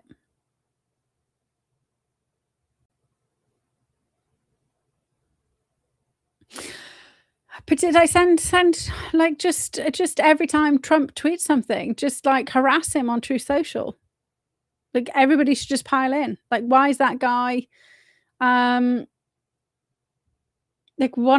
he's not cabinet member. I don't know what they're called over there, but one of his like close team members lived next door to Epstein. Fucking all over the island. Trump was asked about it by the journalists. You guys need to fucking harass him. Send him like a direct message through like the website. Like, why is this guy why have you not sacked this guy? The only reason Mandelson is being investigated is because British people fucking like 2,000, like it was 2,000 people in less than 24 hours submitted things to the Met police with the evidence of corruption and fucking, you know, espionage and shit that was going on. Right? That wasn't, the Met police didn't decide to do that. Like, they were forced to do that.